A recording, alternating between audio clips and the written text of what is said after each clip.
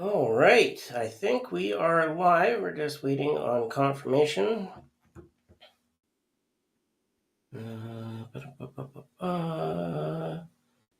good there, and looks good there.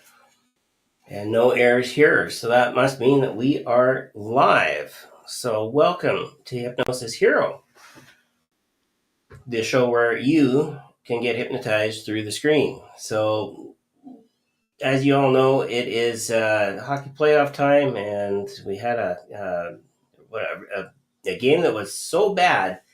Apparently, some of us aren't watching hockey anymore.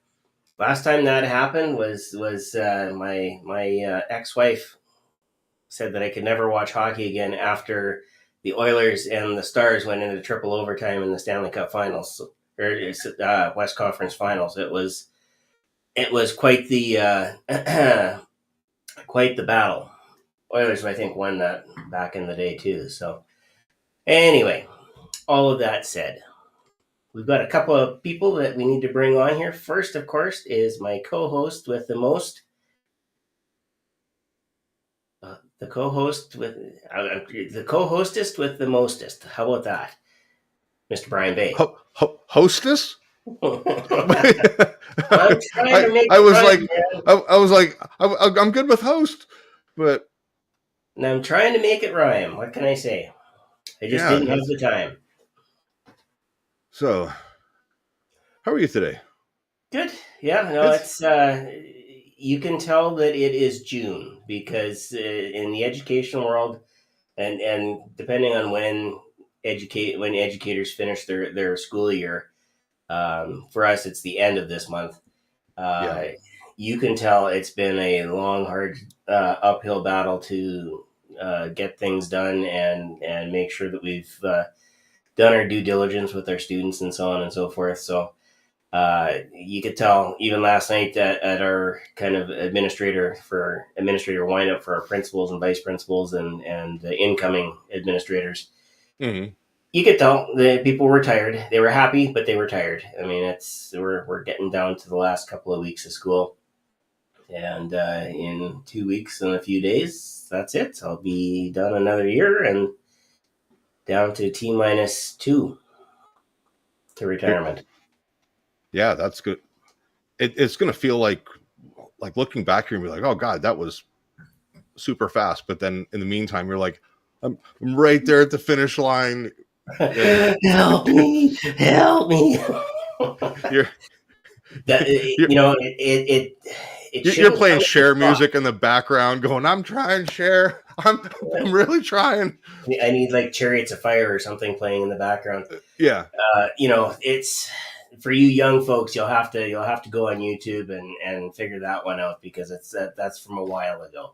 Even I was young back then. But Chariots of Fire or Cher's hit. Well, Chariots of Fire.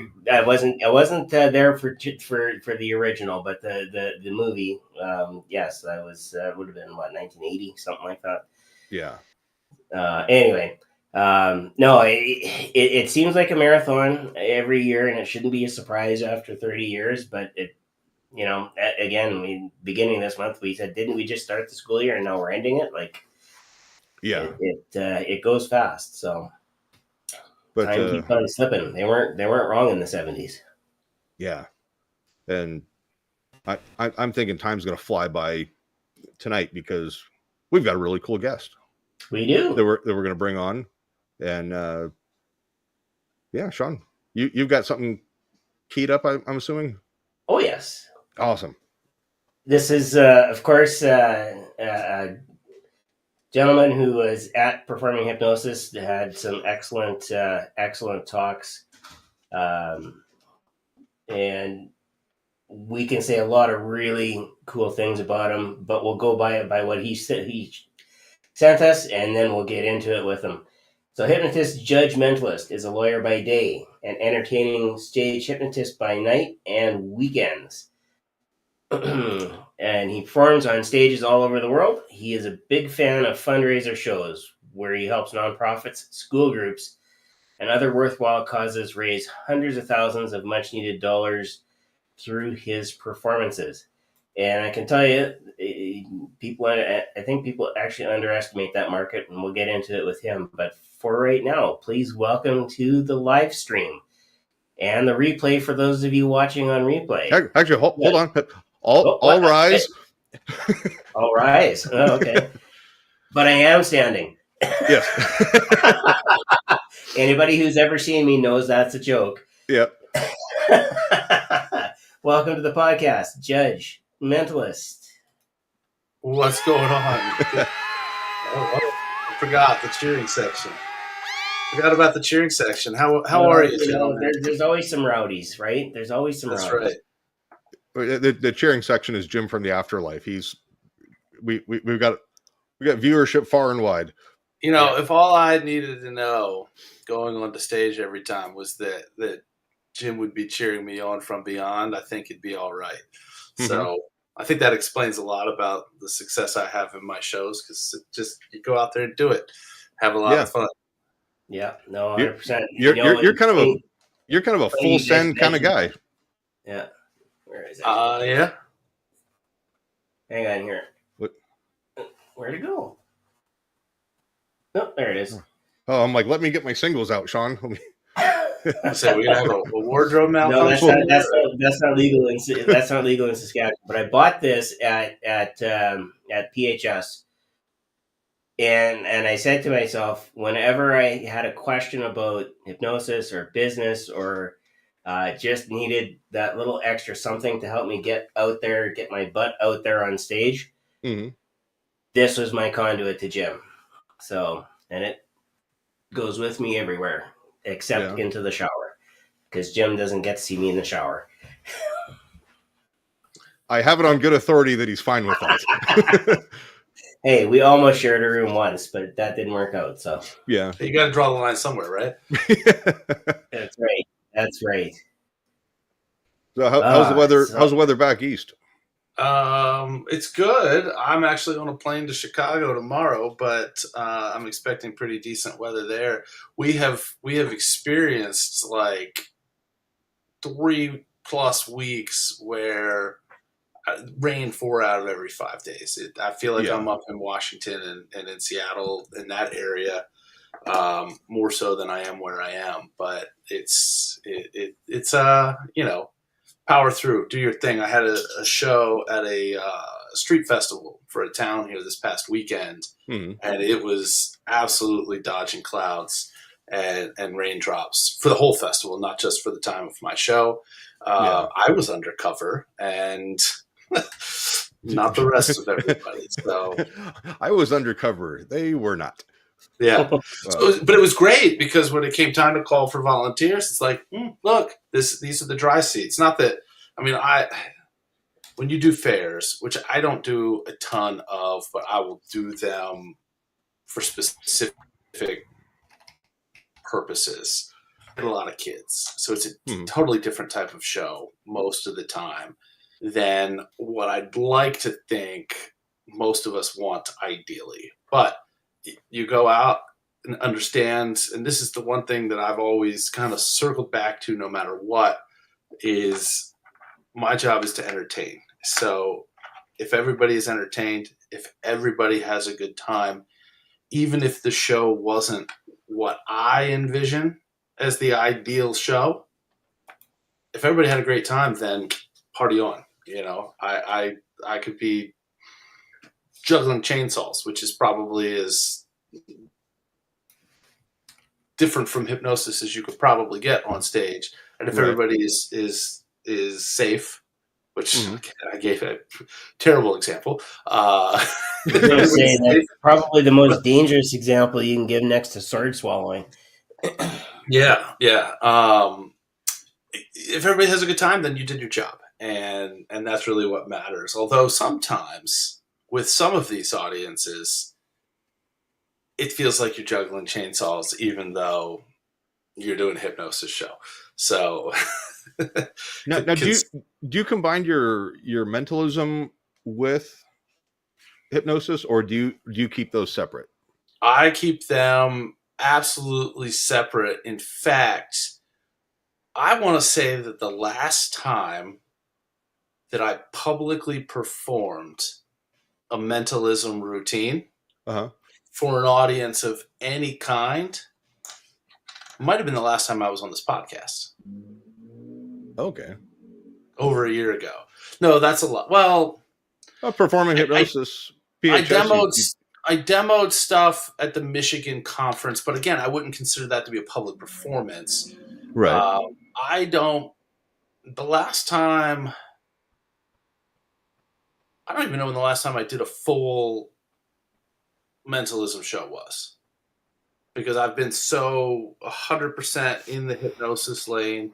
Now, I will tease this. So if there are any hypnotists out there, whether you're watching this now or on the replay or otherwise, at the 2025 Michigan Hypnosis Conference, yeah, I had to look and see what year it was. I have been booked to do the first evening's entertainment. And Right. last year, Richard Cole do Hypnosis show. And this year, Dan reached out to me and he's like, hey, I want you to do a mentalism show. I'm like, I don't want to do a mentalism show. But Dan, for you, consider it done. So I am dusting all of my mentalism props, which are comprised of paper and markers and staplers. Really, yeah, the staplers. I think the staplers are coming out. I think I'm going to do a routine with some tarot cards, and I'm still working on putting together whatever the mentalism show is going to be, because I want to say that it was when was it? Probably last October. I was contacted by a town and their Chamber of Commerce wanting me to do 30 minutes entertainment, 20 to 30. So to me, that said, I'm not doing my full hypnosis show. And I kind of worked out a deal with them, same town that had this street festival this past weekend, where, and I straight up told them, I said, look, if I send you what my rate is, my minimum to come out, you're not going to book me. So let me send you a price that is doing this gig and doing the festival in June. And that's not going to be as tough of a pill to swallow. So that's what we did. And the week of the event, this was like a thank you awards banquet that I was the entertainment for. Okay. And the week of the event, we're kind of going through logistics and what kind of a performance area. I'll never say the word. I've learned this lesson. Never say the word stage. What kind of stage? What's the stage look like? Because quite frankly, unless you know that you've booked a theater or a school, there isn't going to be a stage. So yeah, you don't have a stage. Don't even bother saying the word stage. Refer to it as the performance area, because you don't want to freak anybody out. Like, oh gosh, was this person expecting a stage? Well, it would. Oh, that's a great point. You know, but it's because you want to be the easiest person to work with, and their comfort is the number one concern at all gates. And as we all know, every word that we say matters somewhere in some way. So I'm going through all of the logistics of the week of, and I'm like, hey, this was totally like a Hail Mary from me. How much time did you need from me? And they're like, 30-ish minutes. I'm like, can we stretch that to 45? Yeah. All right, cool. I'm going to do the hypnosis show. Really? You're going to do your hypnosis show for us? Hell yeah. That's what I want to do. So I will talk myself out of doing, or I'll talk other people out of booking me for mentalism gigs and talk them into booking me for hypnosis. It's so much more fun. It's right. You're in that world. So don't ask me to pull out any mentalism gags here today, because not that I had anything planned last time. I absolutely don't have anything planned this time. So. No, I mean, I was excited about this because when I met you, not this most recent PHS, but just the one before. Yeah. And your presentation there was awesome. watching you do the mentalism stuff, that was really cool too. Then 2025, seeing you again, every time I see you, it's like every time I talk to you, you're popping something else out that's interesting. And I'm like, I just want to absorb it all like a sponge. And it's always enjoyable to talk to you. And Well, thank you. You're definitely a wonderful resource to learn from. Well, I'm happy to do it. In fact, it took me a little while, and it took some dead messages for me to connect and get the video recording. Like, I could stream it from my talk from PHS, but I got the downloadable, and I'm in the process of putting together. So for anybody that doesn't know, year 2, I'll refer to it as year 2, even though it was year 3 of PHS. But of the in-persons, year 2, my talk was for newer stage performers or people who want to get into stage performance. So if you're listening or if you're watching, pay attention to this part, because you may want what comes to follow here. My talk was entitled Surviving Year 1 as a Stage Hypnotist. And the entire motivation for it came from the first year that I attended PHS, which was my first ever hypnosis conference of any kind, not just the specific stage focus, but any kind. And I assumed, being newer to hypnosis, not to performing, but to hypnosis, that I was absolutely, hands down, going to be the rookie severely of the class, so to speak. And I was quite surprised to learn that there was a predominant number of hypnotists in the room, or people who were just interested in, hey, is this something I should pursue? Which is a great reason to go to a conference like PHS. Yeah. Or, I mean, especially PHS if you're interested in getting on stage and performing. But if you're in the world of hypnosis generally, another good one will be Michigan, because it's got a big crossover between the stage and the clinical folks. And so if you're a clinical person who wants to jump into that stage world, that's a good stepping stone, because there's going to be some familiarity there for you in the clinical world, but also some of the stage stuff. But I was surprised at the number of people who had taken a training or multiple trainings from different people and hadn't done their first show yet. And I was like, all right, hit the brakes. We need to fix this. And I geared that entire presentation not only around, pardon my language, but get off your ass and do your first show, because you can't do. Funny, that's what Jim said to me. Yeah, you can't do. I think that I believe we had this conversation. Deja vu. From Kevin Lepine, who will often say, you will never do your 10,000th show if you haven't done your first one, which is absolutely true. And I still vividly remember my first show and how much of a light switch that was for me, from I want to do this. It's why I don't want to say I've turned my back on mentalism, but like everything that I do that has anything to do with mentalism is only from like a coaching and consulting standpoint and writing routines for people. I write routines for people upon their request, and I am far more excited about crafting things for other people and their characters, and even helping them develop their characters, with no thought of, hey, I'm going to take this and do it in a show.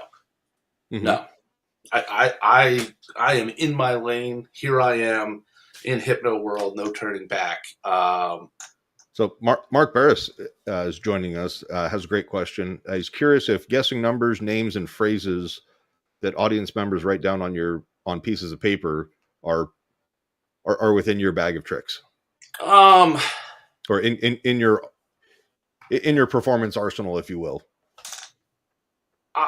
those are not. I don't find. It's a great question. Mhm. And I will say that if you've seen mentalism shows, you've probably seen a lot of writing with a Magnum Sharpie on a notepad and then looking squirrely, looking weaselly, this fake look like, oh, I'm nowhere near this, and then they turn it around and it's spot on. That's not really, I don't find that particularly entertaining. Now, I am not saying that I'm completely turned off by people writing things on paper, but the whole, hey, here's a book, flip through the page, now think real hard. I'm going to write something down here. Okay, I've committed. If you've seen a mentalism show, you've heard the line, I'm committed. This is them with the pad on their chest or wherever they have it. Go ahead, say your word. Oh, boom, look, this word is the word you just said. Rah! I'm not downing it, but that's not entertaining or a performance. Like, it can be the first time, but then you see people do that like 3-4 times. I get down and dirty when I do those types of shows, even though it's been quite some time. Mhm. I put all the chips on the line, and I have somebody put a staple gun up to my forehead and pull the trigger and hope for the best. Yeah, See, so I couldn't do something like that because one of the things I would do is they'd be like, okay, 1, 2, 3. They'd go click, and I would drop like I had been shot just to freak everybody out. And then, my dark humor would be like, ha, I got you, and stand up and hope that the person doesn't have a stroke on stage. So I've had some people that have definitely been hesitant. One of the things that a lot of times I do, and you may not have seen this because you've only really seen me do this routine in the context of a demonstration. So Yeah, because the first year I think we had a different outing planned, and then you had a show booked in right. Vegas. I wanted to do it, but I was like, I'm already committed to this other thing, and then I don't live in Maryland. So Yeah. Well, I don't know that I've other than that. So yeah, I was part of a variety show one of the nights of the first year's PHS, and that might be the last time I've performed that routine in public, like as a performance, not as a demo. yeah. Because again, I don't want to say I've turned my back on mentalism, but it's just not what I want to bring on stage. Like there's a lot of people who have that like me, pump my ego personality, and they want the show to be all about them. And I'm not really that guy. I'm a facilitator. Like, I love to be the one that makes the action happen, but I don't need it to be about me. And I think that's really where like I just totally fell in love with the ability in doing a stage show to kind of step to the side and be like, here's the show. And it's my people all, and I'm trying to kind of do this in a way that, with me being cut off here, that is what it is. But I fell in love with it, and just the endless possibilities of what you can do with one of these shows is just so much fun. And exploring that, and just even taking old routines that you've been doing for years, and hey, how do I twist this up? How do I spin this up into something more entertaining, more involving, more of the audience, not just my volunteers up on stage.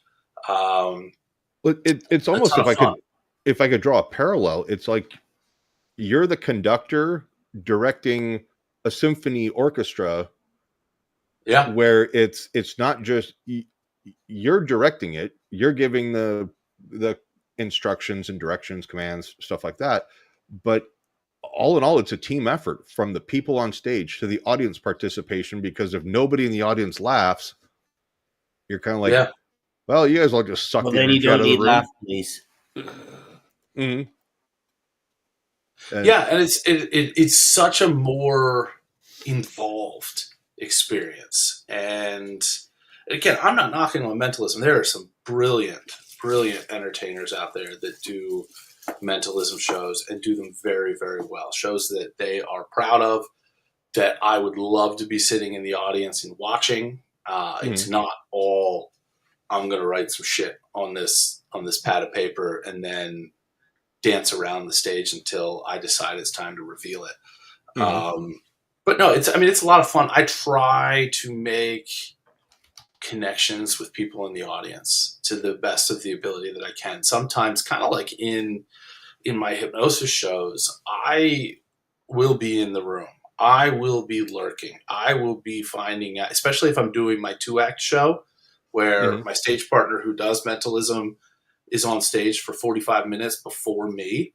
I'm paying attention to everything that's going on in that room. I want to know what's going on and incorporate that, whether it be into my show or whether it just be into my intro as I'm coming up on stage. And, it's one of the things that is very apparent in both and really any performance style that's not, as long as you're in a performance style where breaking that fourth wall, so to speak, is acceptable, which, of course, what we do, mentalism, most magic, that's, on point. You're not just reading a script and going through, you're not going to see somebody doing a production of Hamlet pointing out things that are happening in the room. So, because of the fourth wall is there. So when you don't have a fourth wall, get out there, be in the room, use it somehow.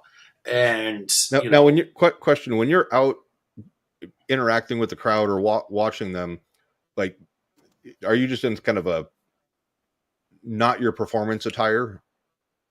It really depends. It all depends on I'm not incognito by any means. In fact, one of the things that has evolved in my show, and one of the things that I've learned, because with me doing a lot of fundraisers, which I know you guys wanted to talk about, and I'm happy to do that. I love talking about it. Is if I'm doing a show where it's like a gala or a dinner type of event where there's people talking and then a meal is served and then more people talking and then here comes the hypnotist. There's all of that dead time. So I used to do, as part of the opening of my show, a routine involving pendulums and bringing them out in the audience and kind of demonstrating the powers that they have on a very, very small setting, and then just kind of using that to just step up and into basically a pre-show type of situation. I've stopped doing that in the past couple of months. I always have pendulums with me. The pendulums are what you would call, if you were in like the magic or mentalism realm, my everyday carry. So instead of me just sitting around for that 2-3 hours with the meal and with the talking and with the whatever, when people are mixing and mingling, I'm working that room, and a lot of what I'm doing is pendulum stuff in a one-on-one or in a smaller group setting. So I do it there. And you're having them hold up and it swings back and forth. I'm about to do on stage. Yeah. Do you have one with you? We can show everybody right now. I don't. I should have bought one of I should have bought one of Kevin's. Yeah, of all the magic tricks I have, putting one through the screen isn't going to happen. I'm nowhere near that good. Captain, that would freak a few people out, though. Yeah, it sure would. We would have needed to have set this up quite a bit more. Right. Like, I have them all over the place, but me sitting here and doing it just looks like I'm doing it. Does that show up? I have to figure out where my camera is. Yeah. How's that? There we go. I can't see what's on the bottom of it yet, but yeah, there we go. Like, that better be a pocket watch on the end of that. Oh, he's got multiple. Perfect. Hang on. Yep, there. See? Oh, that's awesome. Yeah, and just hold that thumb, index finger, let it dangle. We're getting a little glitchy with the camera here, but I think we can get the point. All right. Yeah, that's going to work. And just stare at that crystal on the bottom and just imagine. I just want you to repeat these words in your mind. Left and right. Just left and right. A little bit further. There you go. Is that your left and my right? Left and right. All right. There you go. Yeah, let it go further and faster. All right, now I want you to imagine on the ground underneath of it a big circle.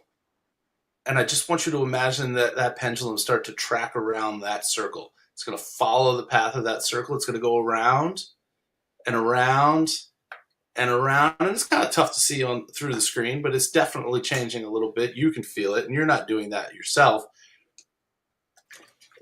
So I used to do a larger version of that in the room with, 6, 8 people. Now I just do it in one-on-ones, and I'll just work through the room. And it's a way for people to play around and see the power of their mind. And it just kind of lightens things up. And more importantly for me, I'm not standing around hiding from people or twiddling my thumbs for 2 hours. It kills that time because you get there early and then you set up and then you're like, now what? I'm 3 hours from now on the schedule. Yeah, that was Fun. me when I was entertaining the fireman's gala.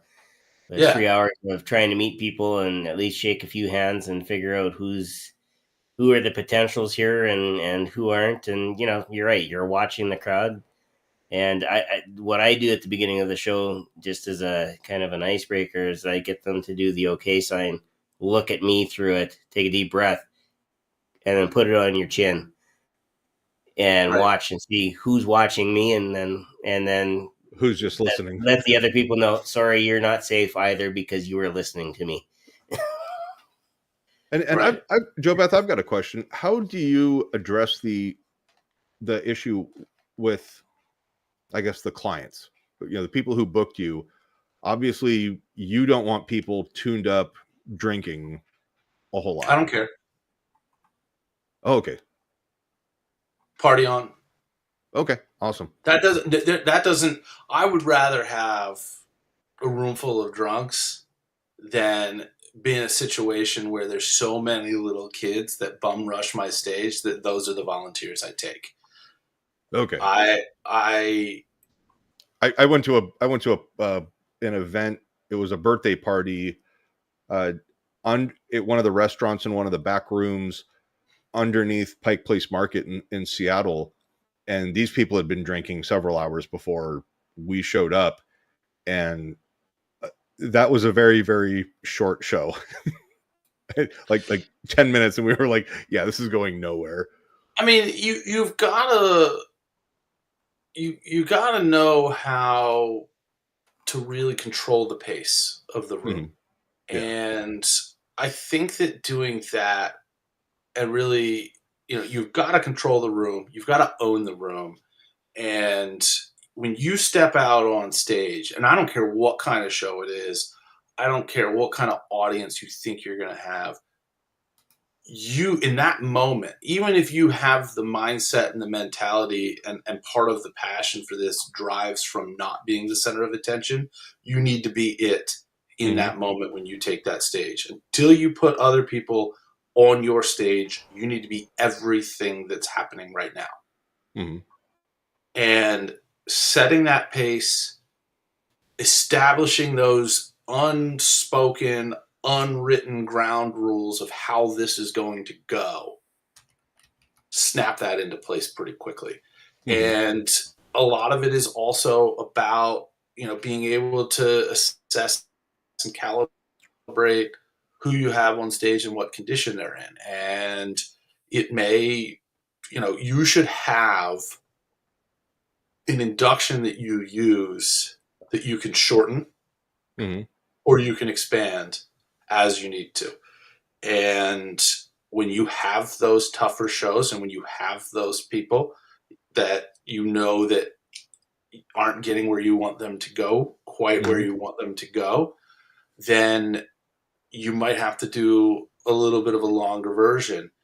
And sometimes you gotta kind of put it out there and roll the dice a little bit, and fingers crossed. Like when I did this show, I'll use this past weekend show because I don't have any nightmares about it, and it went well. But I had kids, and littler kids are tougher than drunks, because little kids are spazzes, and they're not going to calm down.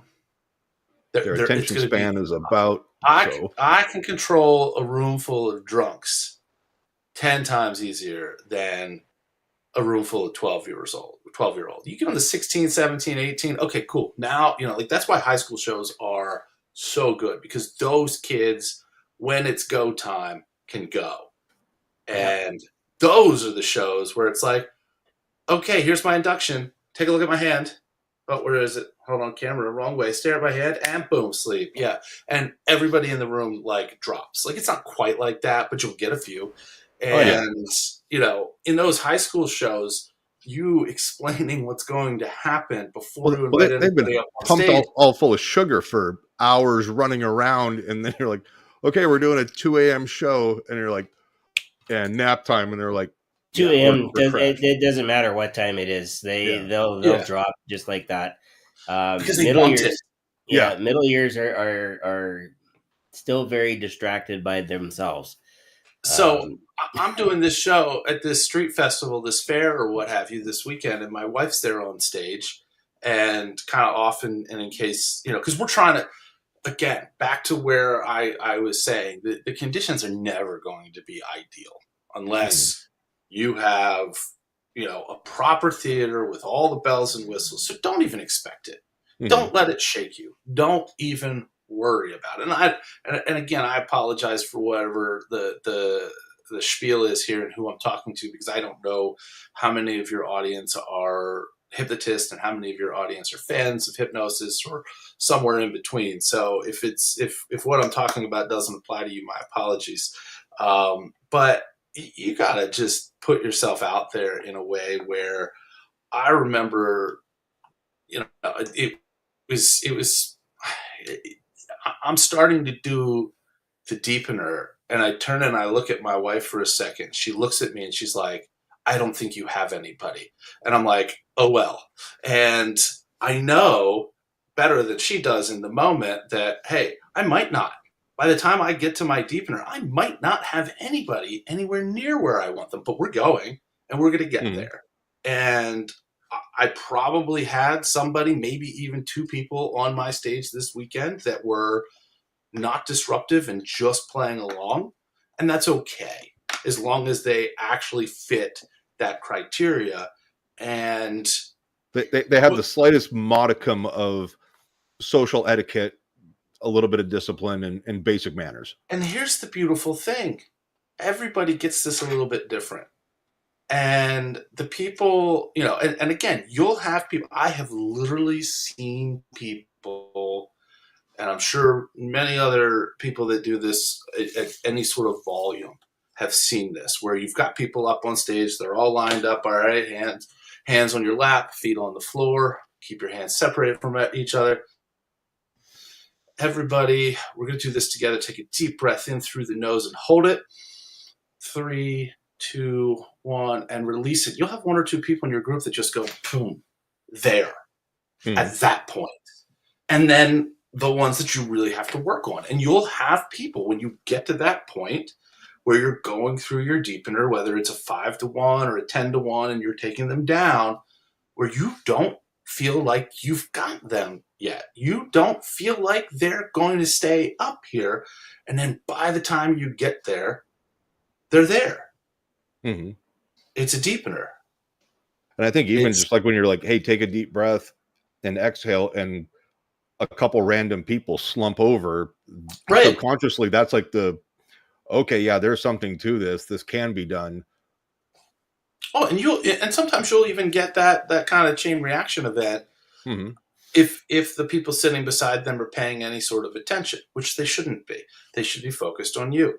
But the reality of the situation is they are where they are, and you've got to get them where they need to be. And it's an adventure sometimes. And of course, not everybody stays. So what? And not everybody's going to be amazing and great for you, but you could do everything in your power to help get them there. And more often than not, it's going to work. It's going to work out for you with those marginal people who you're like, do I want them? Do I not? Let it ride. And then, I had last month I was doing a bar show, and it was like this 3-act setup with myself, a magician, and then a stand-up comedian. And, you know, kudos to them for putting me first. That was a mistake. I was like, I'm holding nothing back here. Right. And I did the napkins or $100 bills routine, and those bad boys were all over the stage. And there was supposed to be a 15-minute break between me and the next set. They cut that break, so then everybody was walking around like they had toilet paper on. Like, you're the fucks that put me first. Yeah. That's on you, not me. I was doing my show no matter what. Right? Because normally you would want like a comedian to open, warm everybody up, then the magician to do his thing, and then you come in and unless somebody's messier. Yeah. If somebody's messier, like if you got a juggler that's got pies or some shit and they're going to make a mess of the stage, put him after me. Oh, of course. Like that's for sure. But like but here's the thing. I got the call back several times in the magician show and 1 or 2 times in the comedian show. Like everybody's still talking about the hypnotist. Right. Let's do this again.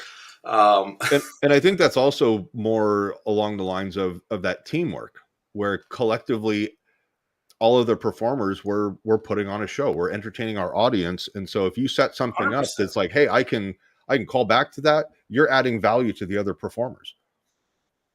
Yeah, if they choose to do so, which this night they did. They could have chosen to bitch and complain about it, which they didn't. They took the high road. Everybody won, which was great.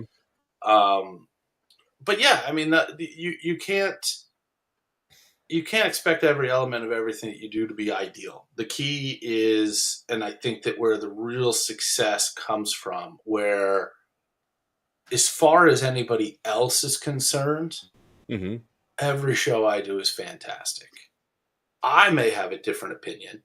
It may not have been up to my standards, but when it comes to these shows, my 5s are still 9s and 10s for most audience members. And they don't know any better. That's what Jim and I used to do when we would wrap up a show, whether I was performing with him or I was just along for the ride to help set up and clean up, run the camera, anything else, is we'd kind of pregame and go, all right, hey, let's kind of brainstorm a couple of last minute ideas, get a general outline of what we'd like to do. And then after we're done, we're at Denny's at 4 or 5 o'clock in the morning, kind of hot washing, going, hey man, it would have been really cool. I was trying to do this. And and we recognize what we're trying to do as far as I just couldn't get this volunteer to go right where I wanted them to, but it was still funny. Yeah. And then you can kind of go, all right, how can we adjust and make little tweaks for the next one? And that's what I really enjoyed about the collaborative component to it. Yeah, and you should be doing that yourself after shows. It's one of the main reasons why I am such a big proponent for videoing every show you do. There are layers and layers of value in having video of every show you do. Being able to go back and analyze that, go back and be like, all right, in the moment, I thought this happened. But then when you go watch it, it probably wasn't the way you thought it was, because memory is flawed. And you have an idea, and what you think happened is more reflective of what you wanted to happen and not what actually happened. Because your memory of the moment isn't necessarily drawing from the moment as much as it's drawing from the 20 times that you played it through in your head before the moment ever happened. Right. Because the 20 times or the 50 times or the however many times you played it through your mind, well, that's more times, even if it was 3 times, than the one time that you actually did the thing. And it's kind of like that Mike Tyson quote, everybody's got a plan until you get punched in the mouth. Well, in our world, every routine we do is getting punched in the mouth. Not necessarily in the Mike Tyson's punch on your jaw, but you don't really know. You've got a good idea. I see the target. I was going to say it's all the But- unknown variables. You're like, I'm working with. But what do we have here exactly? Yeah, it's such an unpredictable platform. And really, the thing I love about it is being able to take whatever happens and finding a way to go somewhere with it. And that's like when I got kind of roped into doing some what were these post-prom shows, I think, during Heartland, and I teamed up with Christina J, the lady hypnotist, and we decided, hey, we're not going to do a show where we trade bits back and forth. We're doing this show together. We're going to write these routines and we wrote this in the car on the way to the first show. Like there was no, all right, we're going to do your show or we're going to do my show. There's none of that. Were you guys booked to like your show then hers, or hey, there's a thing where you guys trade off, like you're on stage together? So here's what happened. Neither of us had shows booked that weekend. Okay. And somebody from the conference had a show that was booked. And I will probably mess up the order in which all of this happened. Sure. But somebody had a show that was booked at like 1 a.m., 6 hours away from the conference. And they weren't really feeling up to doing it. And originally approached, I don't know who they approached before they got to Tina, who was like, let me give you a strong maybe about doing this show. And then I guess, when you know who somebody is, you know who somebody is. Right. And I'm the kind of person that's not going to say no to much when it comes to things that I want to do.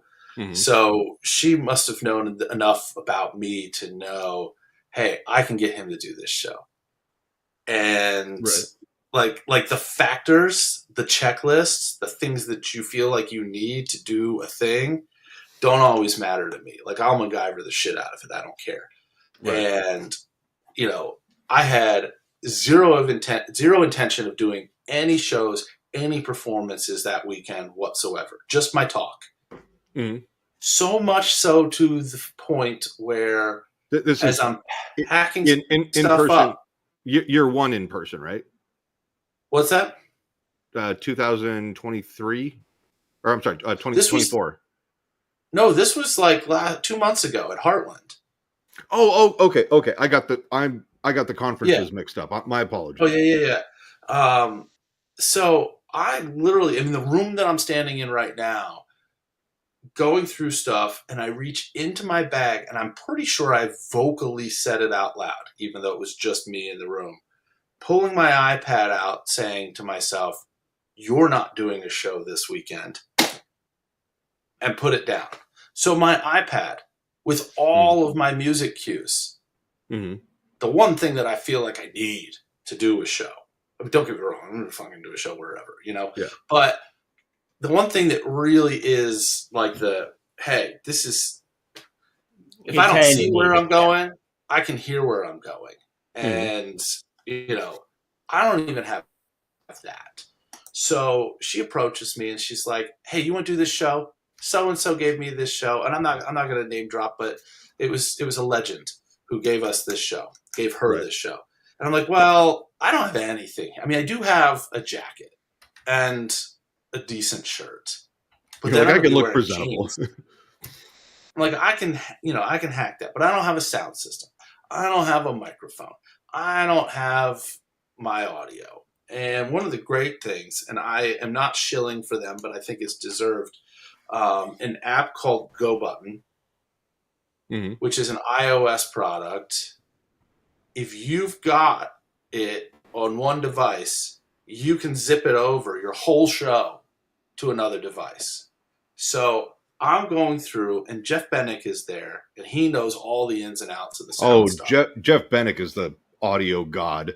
Jeff is going through this with me, telling me how, if I had my iPad in front of me, how I would package up my show and send it to myself so I could download it on my phone on the Go Button app. So I'm going through and I'm taking screenshots and I'm circling where the touches need to be. And I'm sending this all out to my wife. And I'm like, this is super important. You need to find my iPad. It's here. This is the code. Then go through this, then this, then this, then this. And within an hour, my show's on my phone. Right. So if there's any reason to spend $99 one time on an app, if you think you're going to be a stage performer, it's called Go Button. And it's just in the App Store. You know, there's no, I don't get anything for telling you to do this, but it's going to save your behind. Yeah, it is actually a really slick app. So I at least have that. So that's kind of like the little, security blanket of at least I know there's going to be sound, because these shows are so much better with sound. And for sure. There's nobody's going to debate me on that. And so originally she was going to give the show to me, and then another show sprung up, and it was in a different town, like 2 hours away, and it was at a late. So I'm like, Tina, you've got to be in now, because doing 2 shows and all of the driving, because it was like 6 hours to the first one, then 2 hours, then 5 hours back. Like we drove. We probably drove 15 hours, 16 hours to get to those shows. And that's not something that I'm used to doing. And so I would have fallen asleep. That would have been the last show I did. Probably because just not a good idea to be driving alone at that point in time. Because on the way home, we swapped probably every hour who was driving. Yeah. But we decided, hey, we're not going to just phone this in. We're not going to do let's compile a list of routines, 4 that I want to do and 4 that you want to do, and alternate who's doing them. No, let's do stuff that we can do these together, that we can play back and forth off of each other. And we did the very first show. The first show went well. And in the hour and a half that we hustled our behinds to the second show between 2 schools in the middle of nowhere in Iowa, we talked about the things and was like, hey, next, when we do this time, do it like this, do it like that. We did a dual hypnotist invisibility routine that was just to die for. I mean, we had kids falling out of their seats. Like, it just, I will be surprised if these schools are not next year. Like, how do we get the 2 of them back? Because it just went so well, the way that it played, with each other. And it was great because it was a fun challenge. It was definitely out of our comfort zone, because I don't do duo shows. Like, the 2-act show that I do with my stage partner is basically 2 shows with an intermission. Like, there's no overlap other than theme and the feeling and everything. Like, I don't do anything in his show. He doesn't do anything in my show. So this was fantastic and a ton of fun. And I won't hesitate to do it again. But just, that repetition, that doing the thing, and then, hey, I want to tweak this. Hey, I want to do this. So getting yourself in a situation, and county fairs are great for this, because county fairs, you're typically doing a lineup where you're doing multiple shows a day, multiple days a week. So the ability to take and do one show 15 times or whatever the schedule is, boy, oh boy, you're not going to recognize the first show from the last show. Like, you're going to just get so damn good in that time frame. It's kind of one of the reasons where, and I did this last year, and anybody that's in a situation where they've done a handful of shows and are really looking to get better, I tell them, hey, go hang out with Alan Sands, go to his boot camp. You're going to do a show every day. And that's, just the ability to take that and level up your game is absolute gold. Or do fairs in your town, and I'll give everybody a hot tip for how to have a blank check. And you got to be able to talk to people. You got to be able to sell a little bit, but towns, your town or a town near you, they probably at some point in time in the year, whether it's St. Patrick's Day or a fall fest, or the one that I did was it's called Sunfest. The town's called Rising Sun, and it's the first Saturday in June every year for however many years they've been doing this. Approach these people and be like, hey, you've got an entertainment stage. Have you thought about having a hypnotist on that stage? Don't work for free. Don't volunteer entirely, but, approach them and say, can I give you a below market rate to do this show? And you give me permission to go source a sponsor. And that sponsor is going to pay me directly. I'm going to do a routine in my show for that sponsor. And I guarantee you, if you were to cut your normal fee in half and say, let me give you this reduced fee, and then you let me go get a sponsor, they're not going to say no unless they have some sort of weird thing about the sponsor part of it. You're taking work off their plate. Clarification: the municipality or county or whatever the client is, they don't pay you at all. It's a zero cost for just a discounted rate. So let's say that your rate to do a show would be $1,500, for example. Right. Okay. Adjust that for whatever your rate is. All right. As far as doing this exercise in your mind. So for argument's sake, normally 1,500 for round number, you drop it down to 1,000 or less. It depends on how comfortable you are talking to people in the community. Like here locally at home, I'm super connected to my local community. It literally, if I had an opportunity to do this weekend, I'd send 3 text messages right now and I'd have a yes within an hour from one of those people. Okay. So for this, you drop the rate down even more, $500. Okay, super affordable. If they can't afford that, they shouldn't have entertainment on their stage, or they need to rethink their budgeting. And then you go out and you get buy-in from a local business, and part of the pitch isn't just, hey, you're going to cut me a check and you can put a banner on my stage. I'm going to do a routine for you. So I had a grocery store, a local discount grocery store. This was great. Not only did we do that, and I did a routine on stage where I had a pie eating contest because we were at a fair, so why not?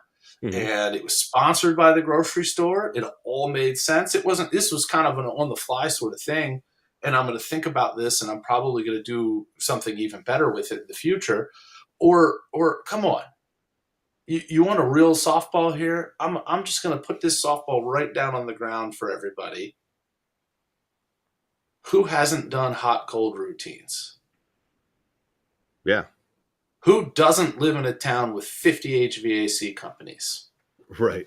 Put those two together. That is awesome. And then what you do, so my grocery store sponsor not only took care of me, but gave me a gift card so that it could be the prize on stage. And then, this was the gold, was like, do you want to do a contest for a shopping spree in my store valued up to $500? Think back to Supermarket Sweep. Yeah. Where you got like 2 minutes to run through the store and collect all the items and all that. Mm-hmm. That's what somebody won. So I adapted one of the banners that I have up on stage that is normally used to gather people's contact information so they can win a package of self-hypnosis files. And I use that to gather contact information and then let those people know about future shows. I modified it so that that's what they use to enter to win this shopping spree. Mm-hmm. And when my show was done, it was transported over to the booth that was one part of the deal. Part of the deal with the festival was that when I go source my own sponsor, they get a booth just like any other vendor would. They get to come here, and they don't pay anything. They just pay what they paid me. And they were okay with that. And most of them aren't going to have that kind of a problem. So I've created a value. The sponsorship basically makes up the difference that you Or discounted. More. Oh, okay. Or more. I have a pirate themed festival that I'm doing 4 shows over 2 days this September in a different town where, again, I gave them a really good rate, and I was very transparent. Do not hide the ball, okay? And I said, and it was the same deal. Can I give you a below market rate to do these shows? And I go source my own sponsor to cover the difference. To which they were like, get as many sponsors as you want. I could do a damn NASCAR jacket show if I wanted to and make $10,000 doing the show. You know what I mean? Like, because I'm charging people $1,000 to do the sponsorships. Right. So think about it. You could fit 3 different routines into your show that are tailored toward some theme or some company. And when you're doing like a fair or a festival, let's be real. Most people's shows don't have some sort of cohesive storyline path to them anyway. It's we're going to do this silly shit, and then we're going to do that silly shit, and then we're going to ramp it up because I've got people deep enough that I can do even wackier stuff where I disappear or somebody speaks a different language or whatever it is. All of that stuff becomes potentially in play later in your show, but you've got the ability, if you want it to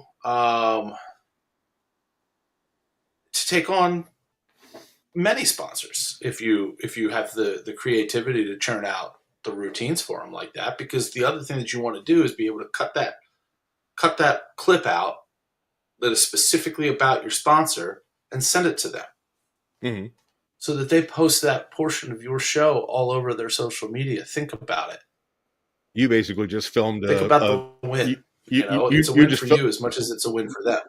So essentially, you just filmed like a 90-second commercial for them. Yeah. Oh yeah. It zero production cost other than the sponsorship, and they got a vendor booth. Yeah. And a bunch of different eyes on them in their local market. I mean, and they're excited.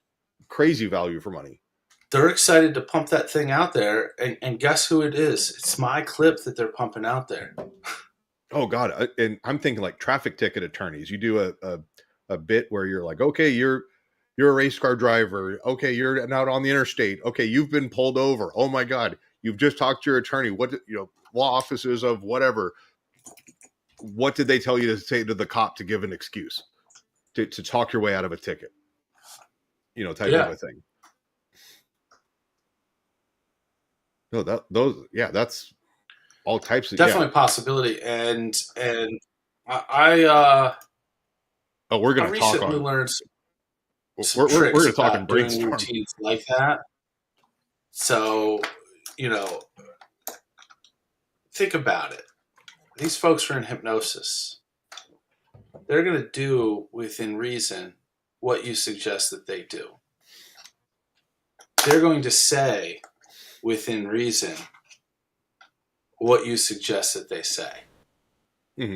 So the ability to go down that line and have an off mic Better Call Saul or whatever go into their ear before you on mic ask them for the excuse, Saul being whoever your sponsor is. Boom! Right. Now you're getting it, or what seems to be organically. This is a public stream, so I probably shouldn't give away all the secrets here. But I'll get a couple of. Hey, we're an hour and taste. 4 minutes in. If anybody's still watching, they deserve this. Okay. Yeah. So. Either that, or they're going to reach out to you for consulting services, and perhaps, yay for you. Either way, if there are, so I hid something on my website because I knew that I was probably going to end up talking about, and I haven't. I glossed over it, but that talk from PHS for new hypnotists, I am working on breaking that down into a longer type of seminar, something where each of the topics, because I had 50 minutes, which is great to cover it all, but there are some key pillars within that talk that have to do with approaching the booking of shows and how I structure my fundraiser shows and things like that that really need to be drilled down on. They each deserve an hour or more themselves. So I'm in the process of putting together a longer kind of webinar, seminar. I don't know exactly what it's going to look like yet, but it's going to be an opportunity not only for me to drill down on each of those subtopics and key points, but it's also going to be something that is going to have a Q&A component, either at the end of each session or at the end of the entire course, maybe one full-on hour that's a Q&A. So I hid a link on my website. If you go all the way down my website of judgementalist.com, there is a little logo in the lower left-hand corner, which I'm in the process of updating that logo. But this link will stay there even when the logo changes. If you click that, it'll take you to a form that says something like hypnosis consulting interest. Fill that out, and it's going to tell me in my system that you're interested in learning more about this kind of stuff. If you have done so and you mention at the time that I announce this thing, which is going to be at least another month till I have it all put together, because I don't want to half-ass it. If you mention Hypnosis Hero, or if you are a member of the International Stage Hypnosis Association, ISHA, you will get this seminar absolutely for free. Probably send it out. I'll probably touch base with Grant, who's also part of ISHA, but send it out to any of the PHS people as well, with an opportunity for them to get it for free. Because I'm not necessarily I gotta step away real quick. I'll be right back. But yeah, I just want to drill down and dig into those topics in a little bit more depth, because I think that, I mean, it encompasses some really valuable stuff for people just getting started out. And it's not just the things to do, but I was intentional in mentioning things that people constantly get sucked into that they need to avoid doing. So those are in there too. And again, just the savings from some of the don't do these things would more than offset the costs that, if you had attended PHS last year just to see this talk, you would have made your money back by following, what it was that I said. With PHS, I mean, that was there. I don't think there was anyone there who didn't deliver value, but there were a few that were really, some exceptional value, and yours was one of them. Coming back and saying, okay, now that I've done this for a year or whatever it was. I forget the exact time frame. This is what it now looks like, and being able, as a newbie coming up, to sit and absorb that kind of knowledge was great. But to expand on it and build it into a course or a seminar or whatever, however you're going to package it, that's worth some dollars, and it's worth some dollars because the best and fastest way to get to be successful is wisdom. And it doesn't always have to be yours. It can be somebody else's. Yeah, for sure. Don't reinvent the wheel. And there are resources out there for all the things that you want to do. And when you've got folks that are out there in the trenches doing this stuff every single day, if I'm not performing fundraiser shows every single day, but I'm doing something that furthers these efforts every single day. Some of it has to do with coaching these organizations on how to sell tickets. Some of it's selling sponsorships. this whole program that I do with how I organize and structure financially my fundraiser shows has evolved. It used to just be, hey, we're gonna split the door, and then you guys do X, Y, and Z to your heart's desire, and that's really evolved to the point where I take, because you've got to create incentive to get people to do the work that they need to do, which ultimately in these fundraiser shows is sell the tickets. So, and I know that you wanted to talk about this, so we're just going to go into it. One of the things that's in my current pricing structure for these fundraiser shows is that the ticket split starts at 50-50, but my percentage drops the more tickets that you sell. So it's 50-50 until we hit 200 tickets. Then I get 40%. Once you hit 300 tickets, I get 30%. So that's the You incentive. put 400 people in a room, I'm only taking 20%. And this isn't tiered like the tax code. So I'm not getting 50% on the first 200 tickets. Once my number drops to 20%, it's 20%. So, Which is the incentive for the client to market and put butts in seats, because that's more money. 100%. And one of the things that I learned probably a year and a half ago was it sounds like a really great idea to let these organizations sell sponsorships and keep all of the money. But after 6 or 7 shows with that really, really fantastic offer and no sponsorships, I realized that's not the job for these organizations. You get back to selling tickets. I'll sell the sponsorships. Yeah. And I put together a team that does it. We take a percentage, and I've just engaged the services of a nonprofit consultant who has taken on the role of selling some of these sponsorships, and she gets a commission, and it's great because all I want, sure, me paying her a commission is less money for me, but is it? I mean, it frees up your time. It frees up my time, which really means it's more money for me. It's a smaller percentage for me, but it's a smaller percentage of a bigger thing. Same thing with these organizations. We're just cutting them a damn check. Here. Well, and then you look at it from an economical standpoint. You gave somebody a job. Also true. You employed somebody, which now allows them to go provide for family, all that other just awesome juju that's out there. And Becca, welcome, and thanks for joining us all the way from the UK.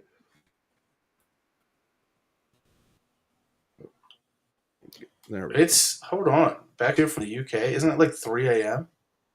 Almost. Yeah, she's a loyal listener or viewer, a fan of ours, good friend of the show. Bravo. Yeah, when Jim used to say hello, friends and fan, I'm sure he was talking about Becca. Yeah. I think she was the first winner when Jim had the little raffle. You comment hashtag Hypnosis Hero or something like that, and then he would do the giveaway. She got the first pineapple on pizza, junkyard dog, taste buds shirt. T-shirt, yeah. So it's no, she's definitely been a loyal fan of ours for a while. Well, wonderful. Welcome. But yeah, so you were continuing on with kind of how you had you hired somebody, a commission. Yeah, and you were kind of going on strategy a little bit more. They're sourcing more of the sponsorships, and the sponsorships are just a big win because if you've got the organization singularly focused on filling that room, what the sponsors want is a big room because they're paying for eyes on their branding, they're paying for eyes on the message, and so there's a win. It's more money for the organization. You mentioned the part that I didn't even think of hiring somebody. They're not full time or anything, but it's more money than they had before. So, I mean, it's a win all around, and it allows, it really offsets that cost. Although I'm never mad in that structure when my percentage goes down, because I'm still making around the same amount of money all the way up that ladder, and I want the room full. Like, these shows are far more fun when we have a ton of people in the room. Like, a lot of people get, a lot of performers out there gets, oh my gosh, I'm performing for 1,000 people. Great. And you've got you've big got enough to put 2,000 in. Well, and you've also got, I would imagine that you're probably better with the math, that 50% of 200 tickets or 199 tickets is less than 20% of 400 plus. Yeah. And you're still doing the same show, you're still traveling the same distance, all of your other costs are fixed, and you're like, great, and now I've got happy people that are going to have me come back out the next year or refer me out, versus okay, I skinned a sheep once versus shearing it many times. Yeah.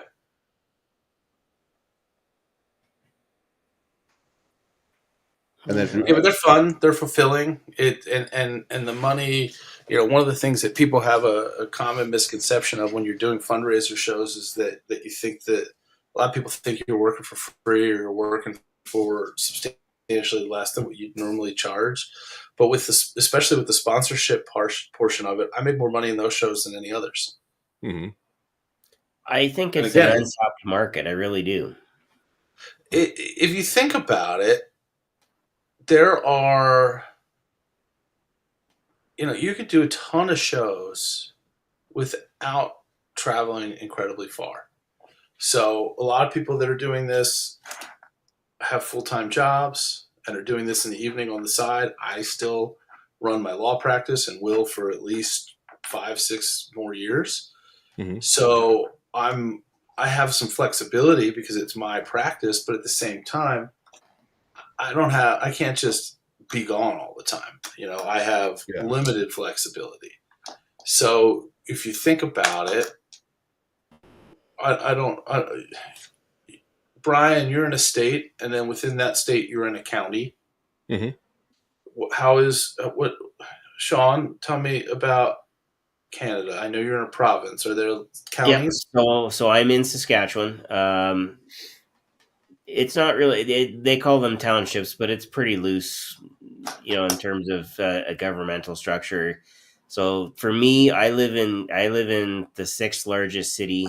I'm within driving distance of the 2 largest cities, plus another 3 cities so I've got a fairly big area I can cover. So let me ask it this way, and your answer doesn't have to be precise, just ballpark me. Within an hour drive in all directions of you, and I'm asking you this too, Brian, mm-hmm.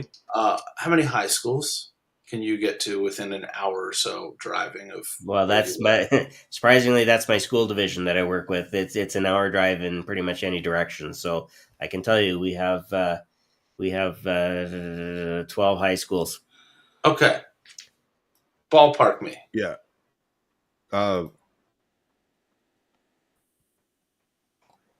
I would say probably at least 100. 100 high schools. Yeah, I mean, I'm right up. I'm on the I-5 corridor. Okay. Literally between downtown Seattle proper is probably 15 miles south of me. Gotcha. All right. And then I'm all the way up. There's 2 other counties before we get into Canada. So it goes all the way out to the Cascades. So Brian's got the lowest hanging fruit here. We're gonna use you, although there's a lot to gain with the captain situation as well. Mm-hmm. 100 high schools. That's 2 shows a week for the rest of the year. You just have to do the work to get in there and find an organization that needs to raise $10,000 in a night. Mm-hmm. I mean, my county is just shy of 800 or little over 825,000 people is the Yeah. population. So again, I don't want to say limitless possibilities, but that's a ton. Mm-hmm. That's a ton. You could have a 50% close rate and do a show every week for the rest of the year. Now, again, you're limited because they're not going to do shows in the summer and everything like that, which just means that you can still keep Your average yourself. school year is about 40 weeks. So Yeah. if you Right. did 2 shows a week for 40 weeks, that would be 80 shows. And Now, you could probably get into school districts as far as like PTA stuff or yeah. whatever. Well, that's the next step with it. The next step is each of these schools. So even with the captain only having 12, Mm-hmm. each of those schools probably has 20 to 30 different organizations within it, all of whom need money. Multiple sports teams, clubs. I've got a discovery call coming up with somebody who is the sophomore class advisor from one of the high schools about 45 minutes from my house. Mm-hmm. They want to raise money for the eventual prom that they're going to have to pay for. Fantastic. And when I tell them that if they sell that room, they can raise almost $10,000, it floors them. It floors that. If you gave, because here's the thing you've got to understand about fundraiser shows and what Mm-hmm. you're offering if you do this right. These folks are so used to doing fundraisers where you're selling somebody else's product and your group's getting like 10 to 20% of the money. Mm-hmm. I'm offering these folks 80% of the money. They've got to do the work, of course, but they have to do the work to sell the other stuff that they're only going to get 10 to 15% of. Right. 80% of the money. When you go and do, the restaurants Actually, real quick, let me have come out on such and such a night and bring the flyer. They're giving those people 10%. Let me pause you real quick. So if I'm understanding this correctly, you get a you go to the client, the school entity, and you go reduced rate, say $500 out of my normal $1,500 rate. No. I'm doing fundraiser shows. So it's a percentage of the ticket sales. Okay. So you don't do, hey, do sponsors and get a percentage of ticket sales. No, just the percentage of the ticket sales. Okay. So that's separate from. Yeah. That was okay. The thing I was talking about where I source a sponsor is how I have a blank check to do other shows. Right. So if somebody wants to pay me, like I'm not going to do the fee split or the ticket split thing for like a banquet event where I'm booked as the entertainment. I'm going to give them a flat fee. Mm-hmm. A lot of times that flat fee is based around how many people are you going to have here? Okay. Have you started selling tickets yet? No. Okay. Do you think that your audience would still buy these tickets if they were $10 more than what you plan to sell them for? Yes. Okay, cool. I want $10 a head. Adjust your price accordingly. So they're basically getting me for free. You just have to explain it and break it down to them as to how it works. It's a very simple concept, but most people don't think about it that way till you mention it. Right. Those are more flat fee engagements. These fundraiser shows that I do with schools and nonprofits where the show itself is the fundraiser. That's the distinction. The show itself is the fundraiser. So the only money that's happening here are people buying tickets, my team selling sponsorships, and then if they want to do raffles or a 50-50 or something, they're welcome to do that. I don't take any money off of their games of chance. That's their money. I encourage it. A lot of times I book the fundraisers as the 2-act show, so there's an intermission built in. So I let them know, hey, your biggest drawing, your 50-50, needs to be at the end of the show. But if you want to do the silent auction stuff or whatever other stuff at the intermission, there's plenty of time for it. But don't you want the big money at the very end after the show, so people stay. Okay. No, that makes sense. Yeah, I just did a quick Chat GPT search, and within my county there are 99 schools. So you were pretty close. That's county-wide. Oh, okay. I Yeah. took it within the county. I can get pretty much anywhere within the county, roughly hour, 90 minutes. But then it's like, okay, if I shoot up and down I-5, I can go to the county north, the county south, and still be within that time limit. So I figured that's a pretty good litmus test. And of those, 25% are private schools. Perfect. A lot of people get like freaked out about private schools. No, less red tape. Yeah. Less red tape. And a lot of times, the only person you need to talk to is the principal or the head of school, or they'll direct you to the person. Like at the high school level, public schools, you'll have 50 different conversations with 50 different people from 50 different organizations. Some of them are going to be teachers. Some of them are going to be coaches. Some of them are going to be parents. And it's a mixed bag. The private school, there's somebody that's in charge. And it's somebody working in that office, whether it's the principal / head of school, or whether it's, you basically have the board of directors for one school, rather than, hey, we have administration for this school, and then we got to go up 5 different levels, and it takes forever a day. You're like, hey, we can probably have a decision within a number of weeks. But here's the thing. Like when you talk about the different types of shows that you might offer to do at a school, at a private school, you're talking to the same person for all of them. Mm-hmm. Whereas at a public school, the person who's doing the post-prom stuff is probably a parent. They're probably not even employed at the school. Yeah. And I got, I'm now in here further north of me, but in New York where they're still in school. So I've got a senior send-off event. Those are coming up in the next couple of weeks. Mm-hmm. That's a totally different person, a totally different committee. I don't even know if all of the people that I'm talking to on those are employed by the school. The coaches are different. The person who's advising, it's all different people, which is great on one side of it because there's different opportunities. Like I had one of the ones that I just recently booked that's all the way out in November is actually 2 different organizations at a school that's got a 600-seat auditorium teaming up. And they're just going to split the money half and half. They're happy to raise half the money. And to me, awesome, because it's going to be more people pushing these tickets to sell and fill that room, which is ultimately what you want. Right. And then with the fundraisers, you'll have a better mix of adults and students. Yeah. And I think even just community members, because they're going to all, hey, get your friends and family and whatnot. Well, when you think about your ability to start with a fundraiser and then expand out into the community, right? Because somebody in that fundraiser is going to see you and say, hey, this guy's pretty good. We can certainly use him for the Christmas party.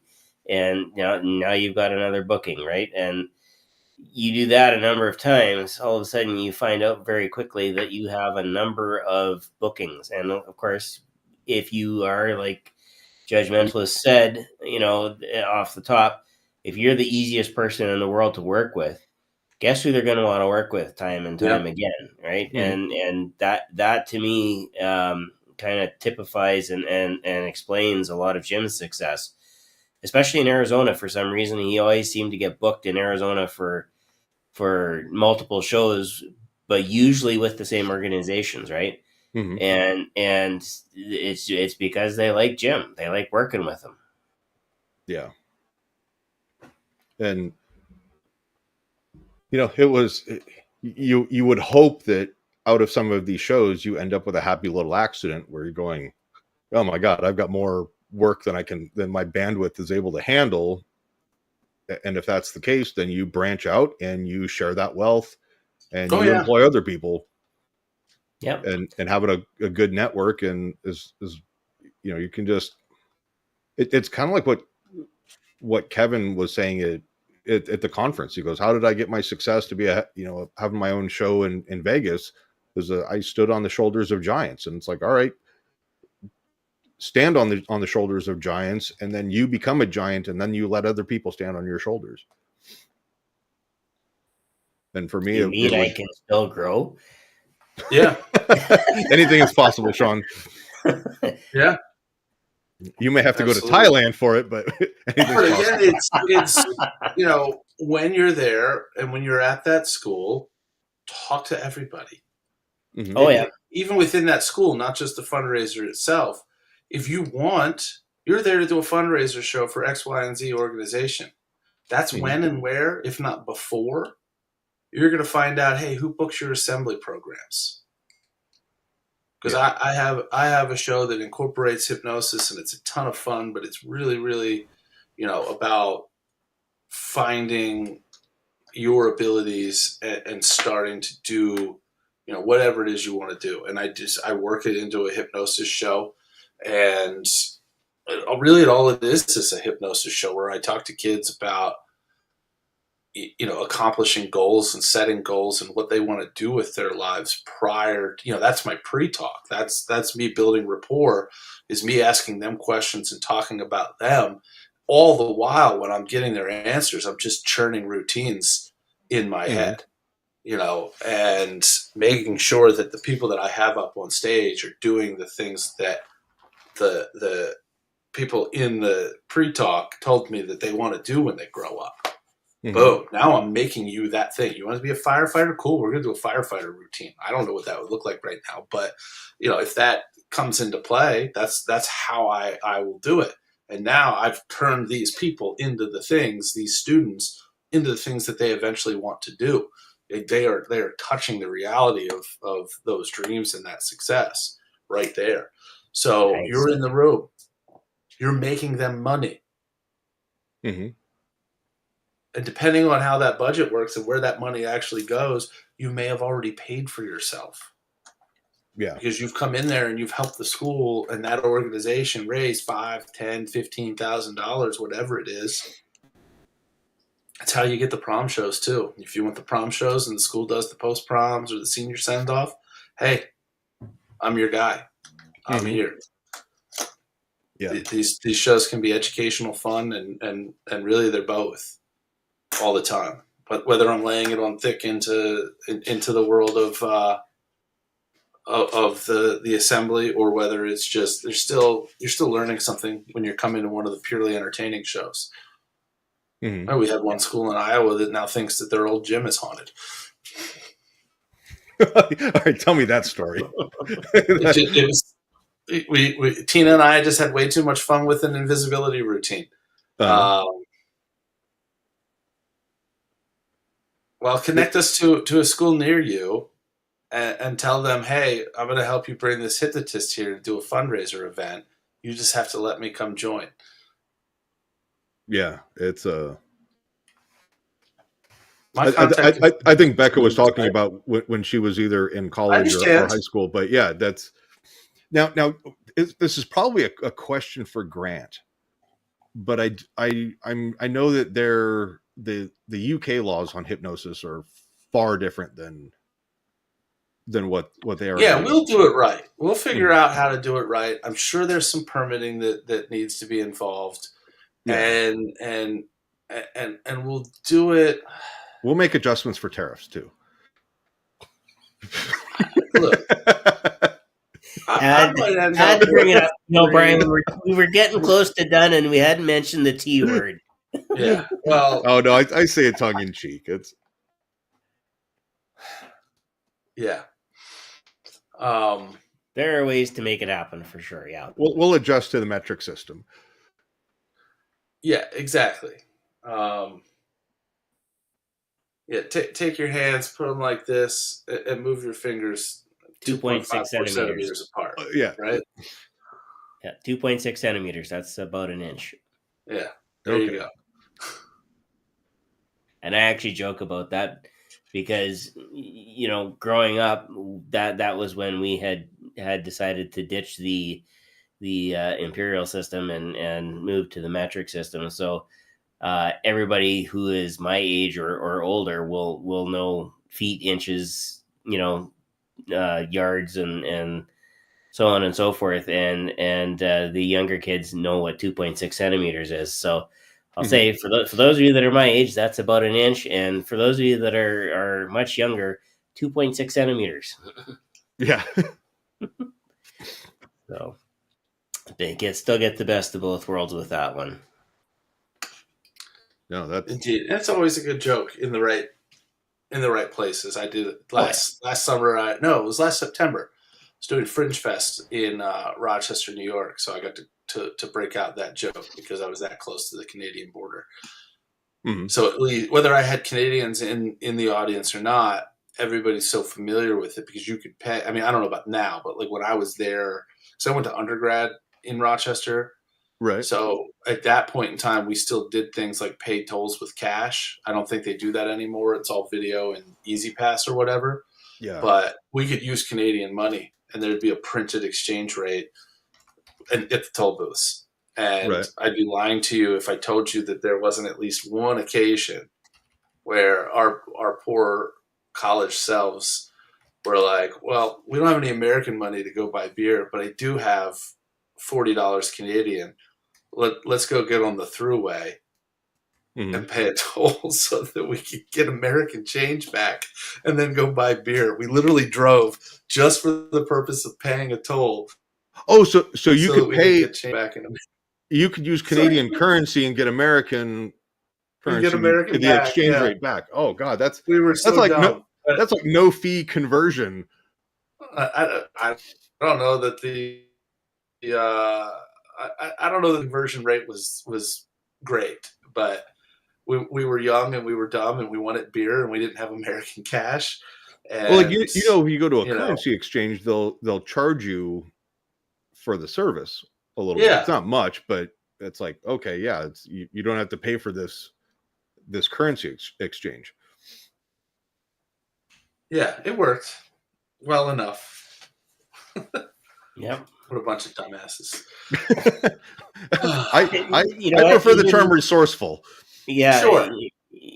Mathematically inclined, because of course, if you have to pay exchange fees, then you get less beer. So, the plus we minus. Lost the money that the toll that we didn't need to pay because we didn't need to be on the roadway cost, but we got our American money in exchange for it. Yeah. And divided up amongst friends, it's probably minimal. Unless the weird part, I could see New York tolls being astronomically insane. Well, it's based on how far you go on the thruway, and the weird thing was paying $1.90 toll and handing somebody two $20 bills. And have them look at you and try to hand one back. No. Give me change for all of it in American, please. Yeah. That was the weird part, but it worked. and they're like, blowing this, sir.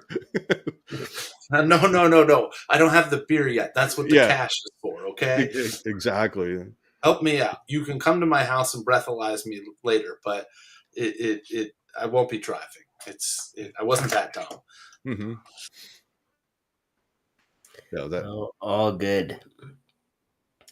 So we've got friend or frenemy, and Becca's already placed her vote. She's saying you're a friend.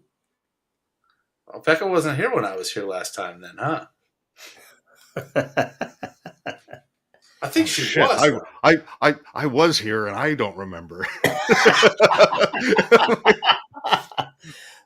In my defense, I've had 2 separate occasions of anesthesia, so it has wiped my brain. It's been known to happen. But I guess, Brian, let's ask the question. Yeah. Yes or so it's your own personal opinion, not the Switzerland answer of like, well, maybe I won't turn my nose up at it. Yes or no, pineapple does or does not belong on pizza? Absolutely yes. I am without a doubt in your frenemy column. God, he's a Florida Panthers fan, I bet too. No, you know better than that. I would like to see Connor McDavid win a cup. He's got the class. He's paid his dues. He's been in the league. He's put in the work. And he was so close last year. Oh, maybe this one goes 7. I actually think this one is actually going to go 7. Brian and I were talking about it the other day, and I figured if it was going to go 5, Edmonton would be 3-1 by now. Yeah. I think Becca's Sorry to disappointed. disappoint. Yeah, it's. But yeah, I can see this series going 7, and I think the discussion, we were talking about it kind of off the top of the live, that Edmonton, they really weren't playing their game. Like, they were definitely off, and Florida capitalized on it. And you have to be able to come out and play regardless of what rank you're in. So I expect better things from them in the next game. And if they even the series, then I think Edmonton will probably win it in 7. Yeah. I mean, because they got beat twice at home. Oh, that hurts. But yeah, Oh, what year was it? No, this was baseball. There was a year, and this has only happened once, where Okay, so we're not talking about the Blue Jays winning the pennant or the World Series. No. This was a World Series maybe 2 or 3 years ago, where the road team won every game of the World Series. I can't remember. It's sometime within the past 4 years, maybe 5 years tops. Brian's chatting it up right now, probably. Oh, I'm not looking at it. I'm looking at the schedule, and I'm kind of doing math, going, well, yeah, there's no way that. Well, hold on. Let's see if they.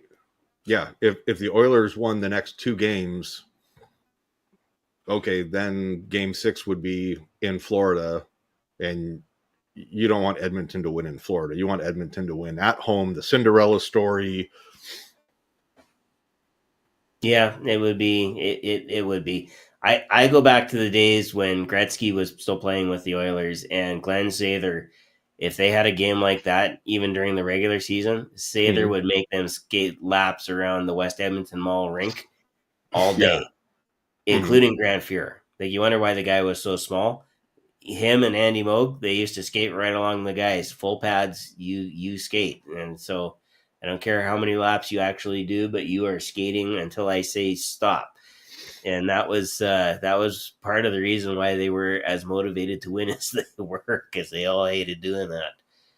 Oh, and it's that delicate balance of, like, yeah, you want guys to be motivated, but then you also don't want to just gas the shit out of them. If they're like, you because they're, I mean, Edmonton to Florida.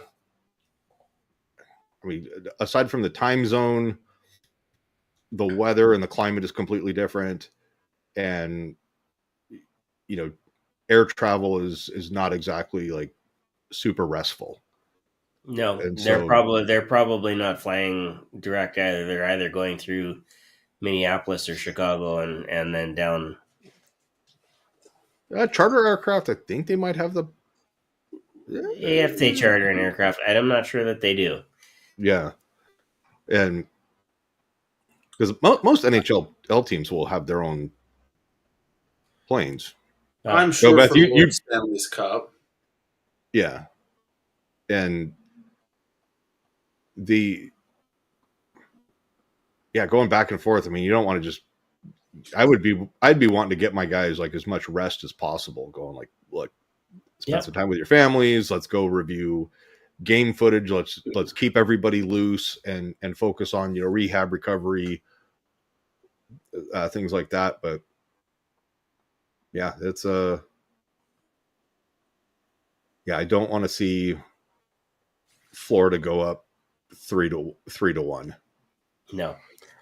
No, I think at that point it's not going to be good for Edmonton, but we'll see. I looked it up, by the way.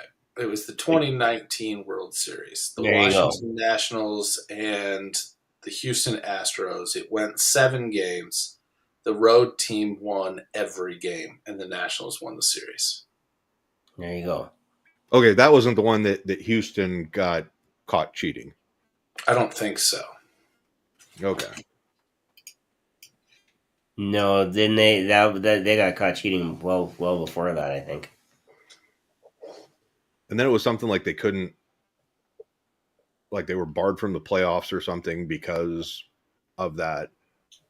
I don't remember what the consequences were, but they probably seemed pretty light in comparison to what they did. Yeah. And because it's like, how do you make that right? You know, you don't get the parade, the celebration, the excitement. You cheated the other team out of it. Yeah. But yeah, I'd love to see a Game 7 overtime win. I mean, God, could you write a better ending than if McDavid scored the winning goal in overtime? Well, I guess we'll have to see. They play what, tomorrow? They play Thursday evening. Thursday, okay. 8 p.m. Eastern, yeah. Yeah. Yeah, because they just played last night, right? So yeah. They got 2 days in between? Thursday they play Thursday. I imagine Friday is probably going to be a travel day. Then they play Saturday. They'll probably, Sunday, Monday, fly out somewhere, play Tuesday, and then Game 7 is Friday. But I mean, that's a lot of time in between games. That's not like it used to be. Yeah, I mean, these guys are just beating the hell out of themselves. Well, I mean, it's a long season too. They started in October. Yeah. It is a much longer season. That's the other thing Brian and I were talking about is, the season ends at the end of June and they're in training camp at the end of August. Yeah, and they're working at it. So they definitely earn their keep. No question about that. Yeah, TJ Oshie just announced his retirement. He's a Western Washington born player. Mm-hmm. And yeah, hell of a nice guy too. But yeah, that's Joe Beth. You and I are going to talk about coming up with skits, fundraising ideas, and just kind of the pitches, because just the 2 examples that you gave us, I'm like, okay, now the wheels are turning. Yeah. Yeah. And the beauty of it is, as people watch, because we do have people watching after the fact, all the replays, and undoubtedly somebody along the way will come up with this and say, oh, wait a minute, I should talk to this guy too. And like Brian said, it can definitely turn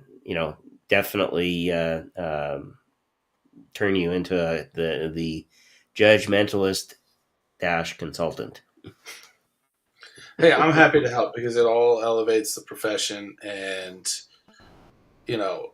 I've probably mentioned this before. I don't know if specifically on this podcast, but there's a couple of things that I think about when I go on stage. Number one, am I going to be able to get rebooked this gig? Is the way that I am handling myself, the way that I am handling the audience, the way that I'm handling my volunteers, is that going to earn me rebooking?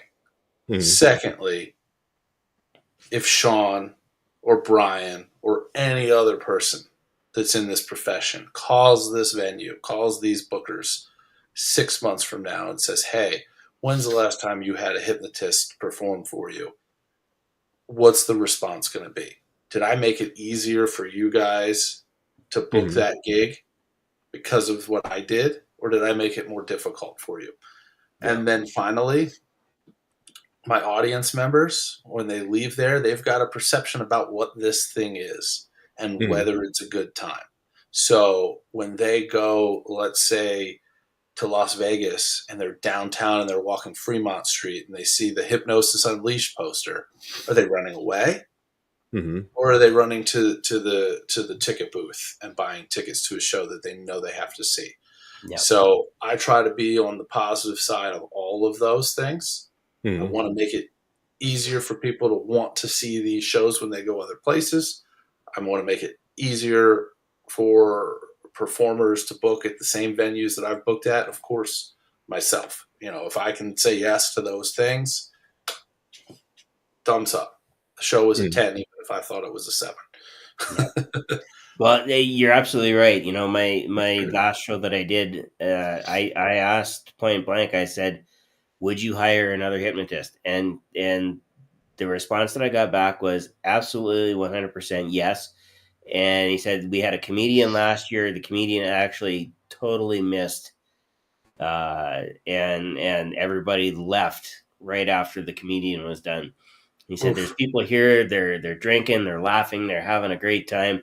He said, you absolutely nailed it. And this is an absolute glowing review, which will appear on my website as soon as I can get it all cleaned up and whatnot. But you're absolutely right. And also, it's also a good thing to say to the audience too. I said, look, I'm not here to totally embarrass you because I want to get hired again, you know? But we are going to have some fun.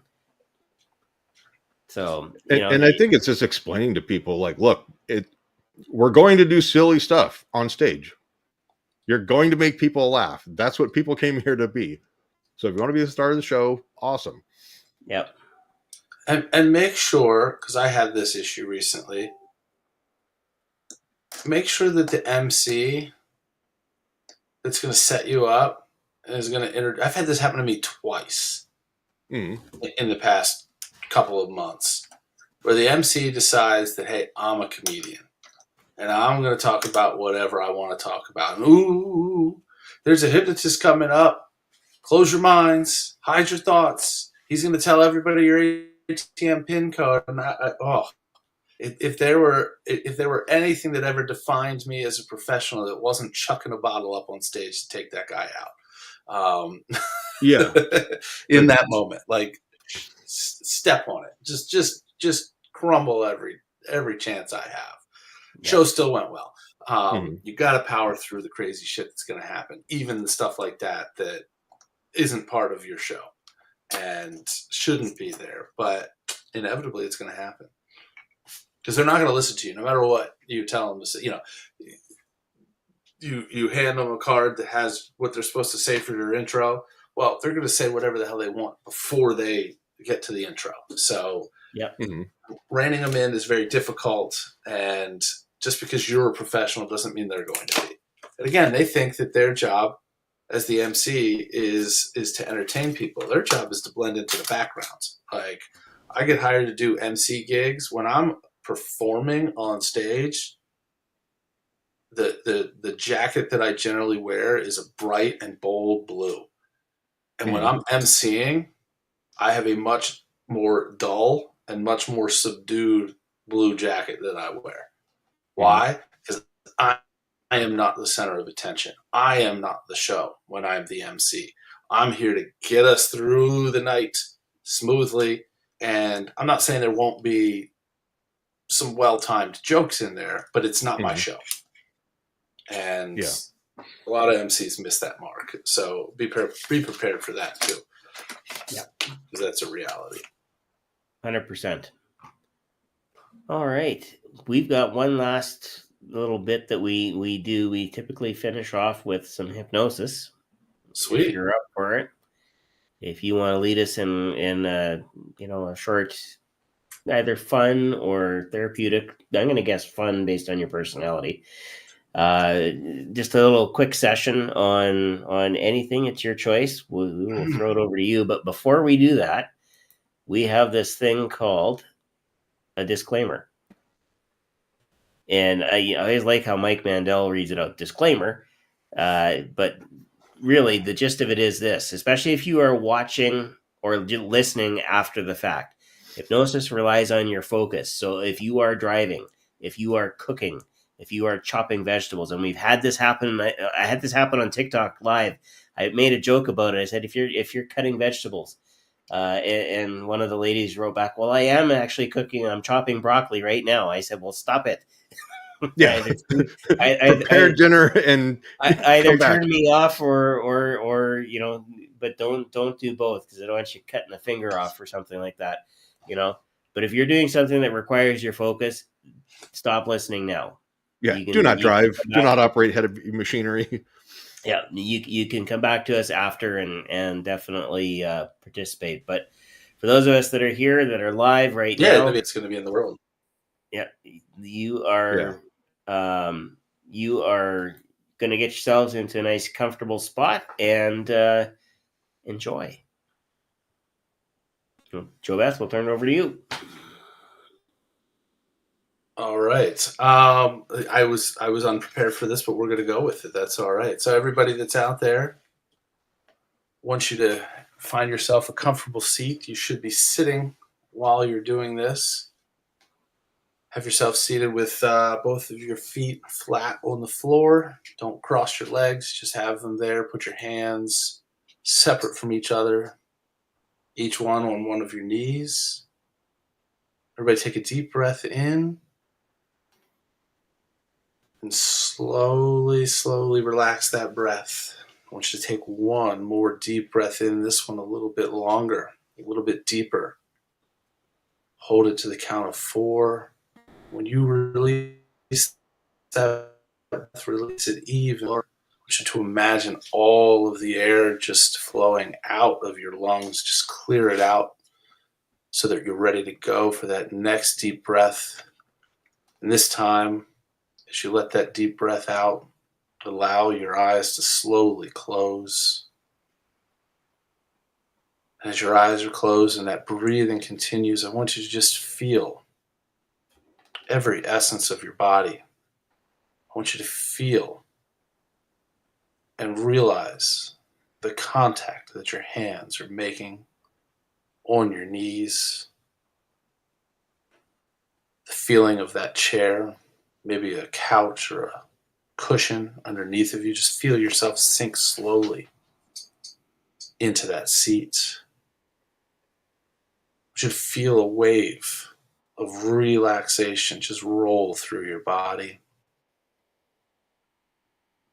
Relaxing your shoulders.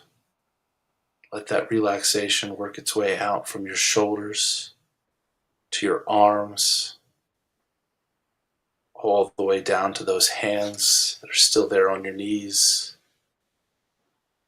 That relaxation into your knees and your legs, working its way up your back, feeling more and more relaxed. Back up to your shoulders, your arms, your hands, rolling through your knees, legs, your feet. Now let that relaxation work its way back up your body, across your back and into your shoulders. And now let it creep up your neck. Feel that relaxation. Feel it in the scalp of your head. Let it wash across your entire body. Take another deep breath in. This time, when you release that breath, allow your head to roll forward, your chin onto your chest. As you relax and sleep, feeling deeper and deeper into this relaxation. Just to imagine that you're at the top of a set of magical stairs. And as we step down each of these steps, that relaxation is going to double. Deeper and deeper. 10. Everybody's doing a fantastic job. Feeling more and more relaxed. 9. double that relaxation. 8, 7, more and more relaxed, deeper and deeper into hypnosis. 6, you'll always hear the sound of my voice.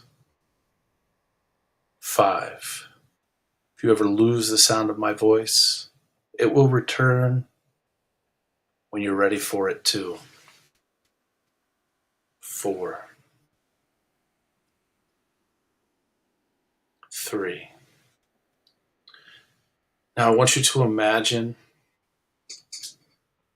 wherever you are, that I'm there.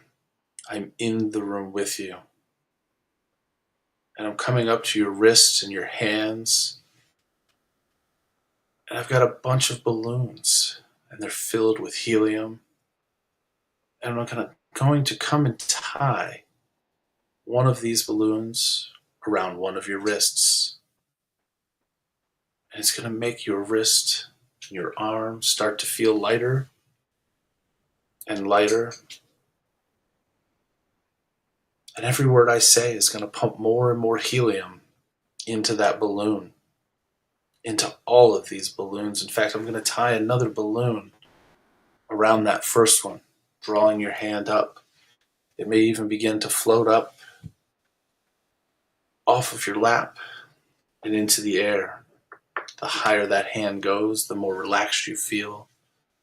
The more relaxed you feel, the more ready you are to have a little bit of a fun time here at Hypnosis Hero.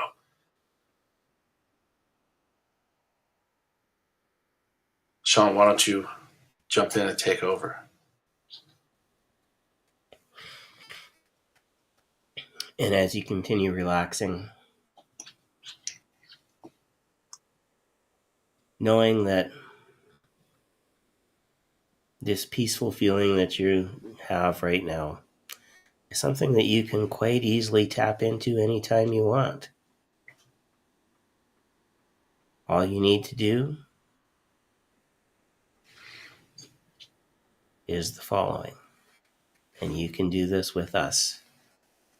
So what I'm going to get you to do, first of all, is put your hands over your heart, both hands over your heart. And as you put your hands over your heart, I want you to picture your favorite color.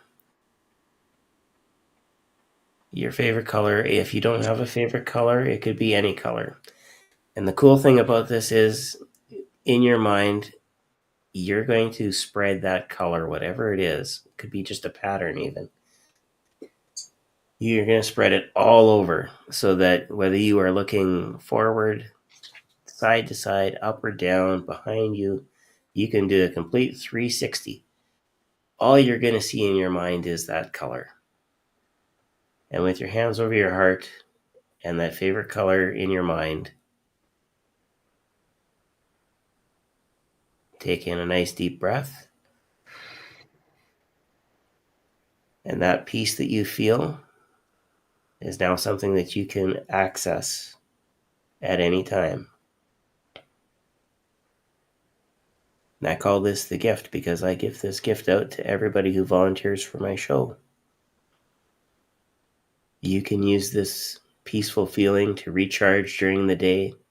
You can use this feeling to help you get into a meditative state. You get to use it only when it's safe to do so. And it's activated simply by putting your hands over your heart, bringing your favorite color into your mind, and taking a nice deep breath. And you can stay in this state as long as you want, as long as you need to recharge. But the one thing about this gift that I have to tell you is there's no take backsies. Once I snap my fingers, this gift is yours to use anytime. Any time, any place that it is safe to do so. It is your gift in 1, 2, and 3. And you can use it anytime. And as you put your hands back down into your lap, wherever is comfortable. That color will dissipate away. And Judge, if you want to take over, or would you like me to? All right, let's have a little bit of a fun with this now. All right. All right, so we got everybody here feeling our environment around us, feeling the effects of that color, that favorite color just dissipating and fading into the background, knowing that any time that we want to bring that feeling back, we want to bring that color back, we've got the ability to do so. Now, for the rest of the show, and only for the rest of the show, anytime myself or the captain says the word look out, you're going to feel if something is tapping you on the shoulder or on your head, and you're going to try to swat it away because you don't know what it is. Anytime myself or the captain say look out, you're going to feel this feeling that something is approaching you, that something is on your head or your shoulders. Nod if you understand. Nod if you understand. All right, eyes open. Eyes open, everybody looking at us. Brian, how you feeling? Oh, I need the chiropractor again. What happened? No, it's just like leaning like this, and you're like, okay, open up, and my neck kind of cracked a couple times, but A little crack there. yeah. Everything good though? Feeling good? Yeah. All right. Well, be careful there. You might want to look out. I don't know if there's something I'm seeing in there. Yeah. Yeah, I had a Something in the friend. room with you? Yeah. What's that? No, it's okay. No. I was gonna say I had a friend that he used to be able to crack his neck. Like you literally hear every vertebrae snap into place when he did it, and every time somebody heard it for the first time, we always told them like look out for that because it's it can be really gross if you hear it for the first time. Snap. No, yeah, we're just telling them to look out. No, when Doc does the neck adjustment, it'll crack, and I'll be like, "Man, was that as loud out there as it was inside my head?" Usually it is. It usually is. I get a couple times a week. I get a nice little crack out of it, and it can be heard echoing throughout. What happened, Becca? Tell us what happened, Becca.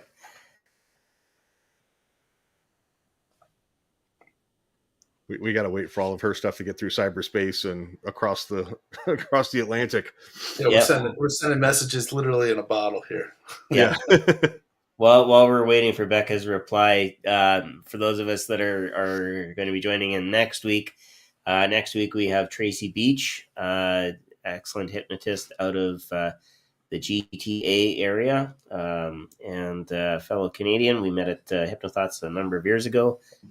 And then after that, we just got another entry on July the 1st.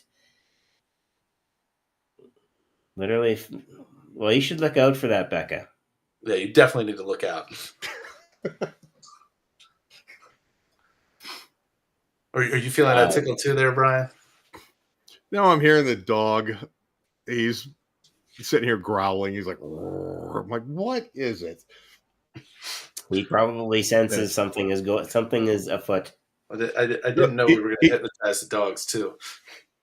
It's been pretty crazy. This is not the first time that this has happened. Usually Sammy will be outside the door, and the stairs on my house go up to the landing, and he'll sit out there and he'll just watch out the windows by the front door and whatnot. And then it's like right at the end of the show when we're doing the hypnosis stuff, he'll come in and he'll lay down right next to my chair. And it was a few episodes back, somebody our guest was doing a hypnosis thing, and they were like, okay, and take a big deep breath in and exhale, and right, she was like, and just let it out. He's laying next to me. He's like, just groaned this old man, 10-year-old dog groan, and I'm like, I busted out laughing because I'm hearing everything in my headphones, and it was just everything was perfect. But he'll usually just come in and lay down, and he's kind of zonked out. Well, it's all good. Becca says that's weird. We aim to please, Becca. We aim to please. Yeah. Now you have this. You can go back to it at any time. It's going to be out there on the internet. Yeah. Scroll forward to about the 2-hour mark and start it up again. Yeah. Clip that part out. Whatever you got to do. Yep. It is one of those things. I know Jim really wanted to put together a compilation of all the hypnosis sessions that we've had on Hypnosis Hero. So that's part of my thing to do, because we do want to actually get Hypnosis Hero out on Spotify and Apple Podcasts, and we'll definitely do the Legacy series to honor Jim, and then we'll continue on with our version of it. But it's until then, you can always hit the replay on YouTube. Can't say that for Facebook. Remember the disclaimer, all right? Yeah, because that's just kind of weird. Exactly. Yeah. People listening to this, following along on Spotify, all of a sudden, look out! Yeah. While they're driving their cars, no, don't do that. I think for Spotify we would be able to put was like the intro or like the pre-recorded disclaimer and warning before any type of hypnosis stuff. Oh yeah, like turn those off now if you're driving. Because some people are so in tune and able to get into trance so quickly that there isn't a don't follow along. If they're in the mode, they're going. I saw this.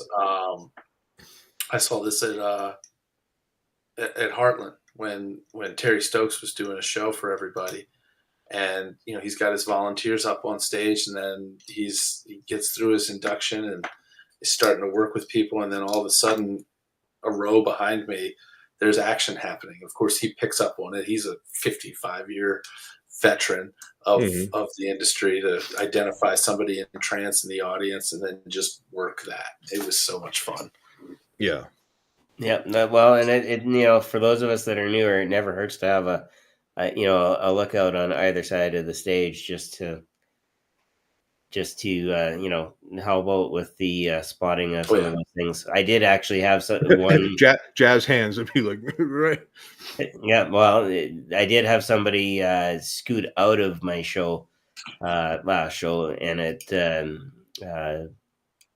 was a fire chief that didn't necessarily want to be on stage, but couldn't resist being hypnotized. So a couple of her crew kind of picked her up and took her. I totally missed it because I think I was still in the middle of the induction with the guys that were on the stage. So anyway, it does happen, but they grabbed the fire chief and yeah, they ushered her out into the hallway until she was awake enough to go back in.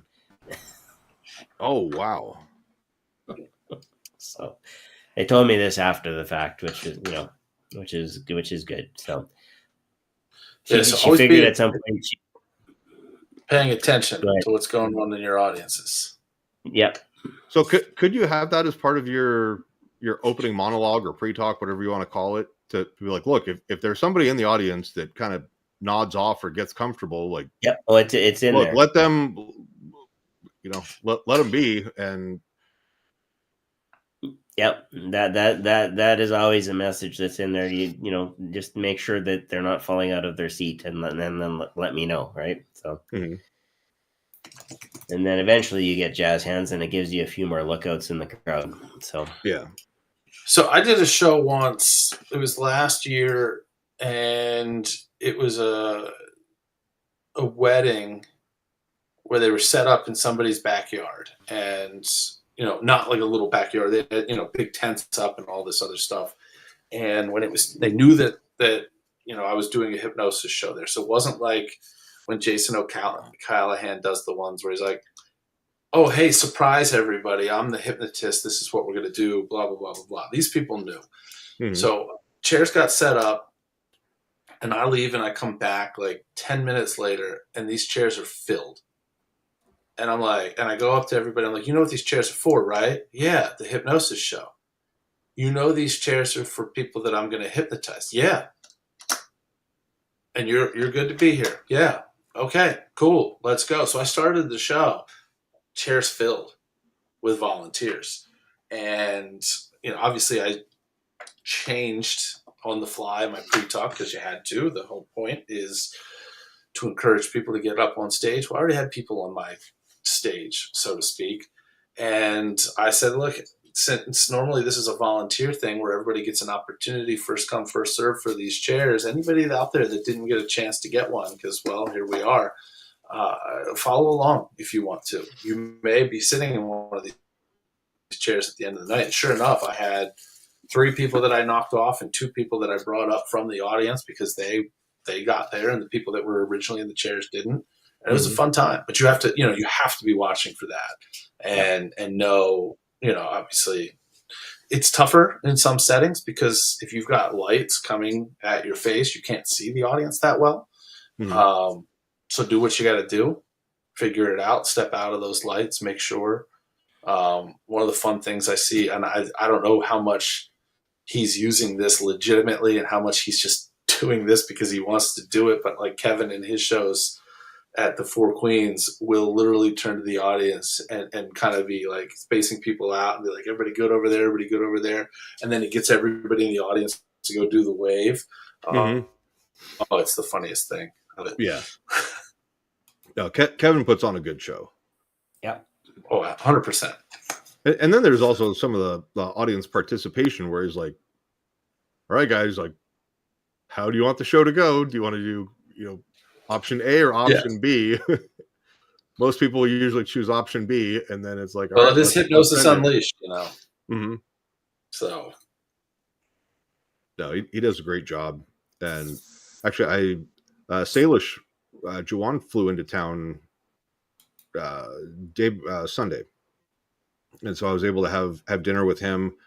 His flight was delayed a little bit, but we were talking about Jeff in the Netherlands. He was like, yeah, Jeff goes full bonkers with his shows. Like he does the little like bathroom air freshener things, and it's all modded up. And No, he has a machine. No, yeah. He has a scent machine. It's not some bathroom air freshener. Okay? It's the machine piece of equipment that he can trigger to do all sorts of different smells. Like his show is. Yeah, so it's like you do the person next to you is like, it smells really, really bad. And then it's like, oh, you're in a spring meadow or you're at the beach, and it's like all the different stuff that really just, and it's not just for the volunteers on stage, it's for the audience as well, if I recall correctly. Yeah. And he's putting on like a whole Disney experience. Yeah, that's.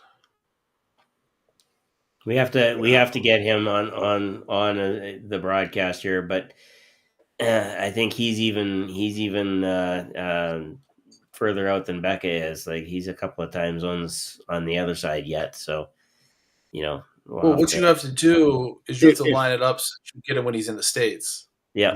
I was gonna say, I'm like, if we could do something when he's in Michigan, because I imagine he'll show up for that, or if he's coming to Hypnothoughts. Probably. Yeah. We could do something like that. And also see when Jason O'Callaghan's going to be in the States again as well. I'm going to guess it'll be for PHS, but we had lots of fun last time. So let's hope, because he's a great time. 100%. He is. Yeah. I think it would be fun to actually do like a PHS like version of Hypnosis Hero, like kind of set it up a little bit different, but I'm sure that with Dan Goyette's help and Grant, we could make it fun. But yeah, I could see that. There's possibilities there. Mm-hmm. All right, I will talk to Grant about that. Definitely. But for right now, we've been on for more than 2 hours and 15 minutes already. Yeah, Like time flies when you're having fun. Oh, for sure. Well, it always does. And again, if you have questions about what to do, don't go it alone. Reach out to somebody like Judge Mentalist, somebody who can actually help you with answers to the questions, because he's probably been there, he's probably done it, probably realizes he shouldn't have done it, and he can steer you at least in the right direction. Mm-hmm. So there's that piece there. If you're looking for fundraising shows, reach out, because he's available for those as well. And anything. Or if you want to talk more, if you're a performer that wants to talk more in depth about how to make those contacts and how to work that school or whatnot, please, let's go. Yeah. And keep an eye on his website, because there will be an offer coming up there as soon as the course goes live, and as soon as he gets things set up. It'd be good to go. So, and Hypnosis Hero is one of those key phrases that will help you get in and get connected. So, definitely go make sure you visit his website, judgementalist.com. Yep, Becca's saying, Brian, please drop me into sleep. Okay. Becca, big deep breath in, feeling absolutely wonderful, and hold on. Let me try that one more time. Get really comfortable. Big deep breath in and sleep, drifting, dropping, falling. Restful sleep. You're going to wake up tomorrow feeling absolutely wonderful and refreshed, like you've been asleep for a week and a half. Best sleep of your life. And again, dropping even deeper. So, and for everybody else, we will see you again next week. Judge, thank you so much for spending some time with us. Absolutely. Yeah. I can't wait for the next time. Again, there's no limit on how many times somebody can come on the podcast. So if you got something coming up, something new, or even if the course is ready and you want to talk about it, we can definitely have you back on the podcast. Yeah, sounds good. And there's always more to share. I mean, you said it yourself. You had 50-minute talk, and there's probably about 10 or 12 hours of setup that could be talked about. So, for sure.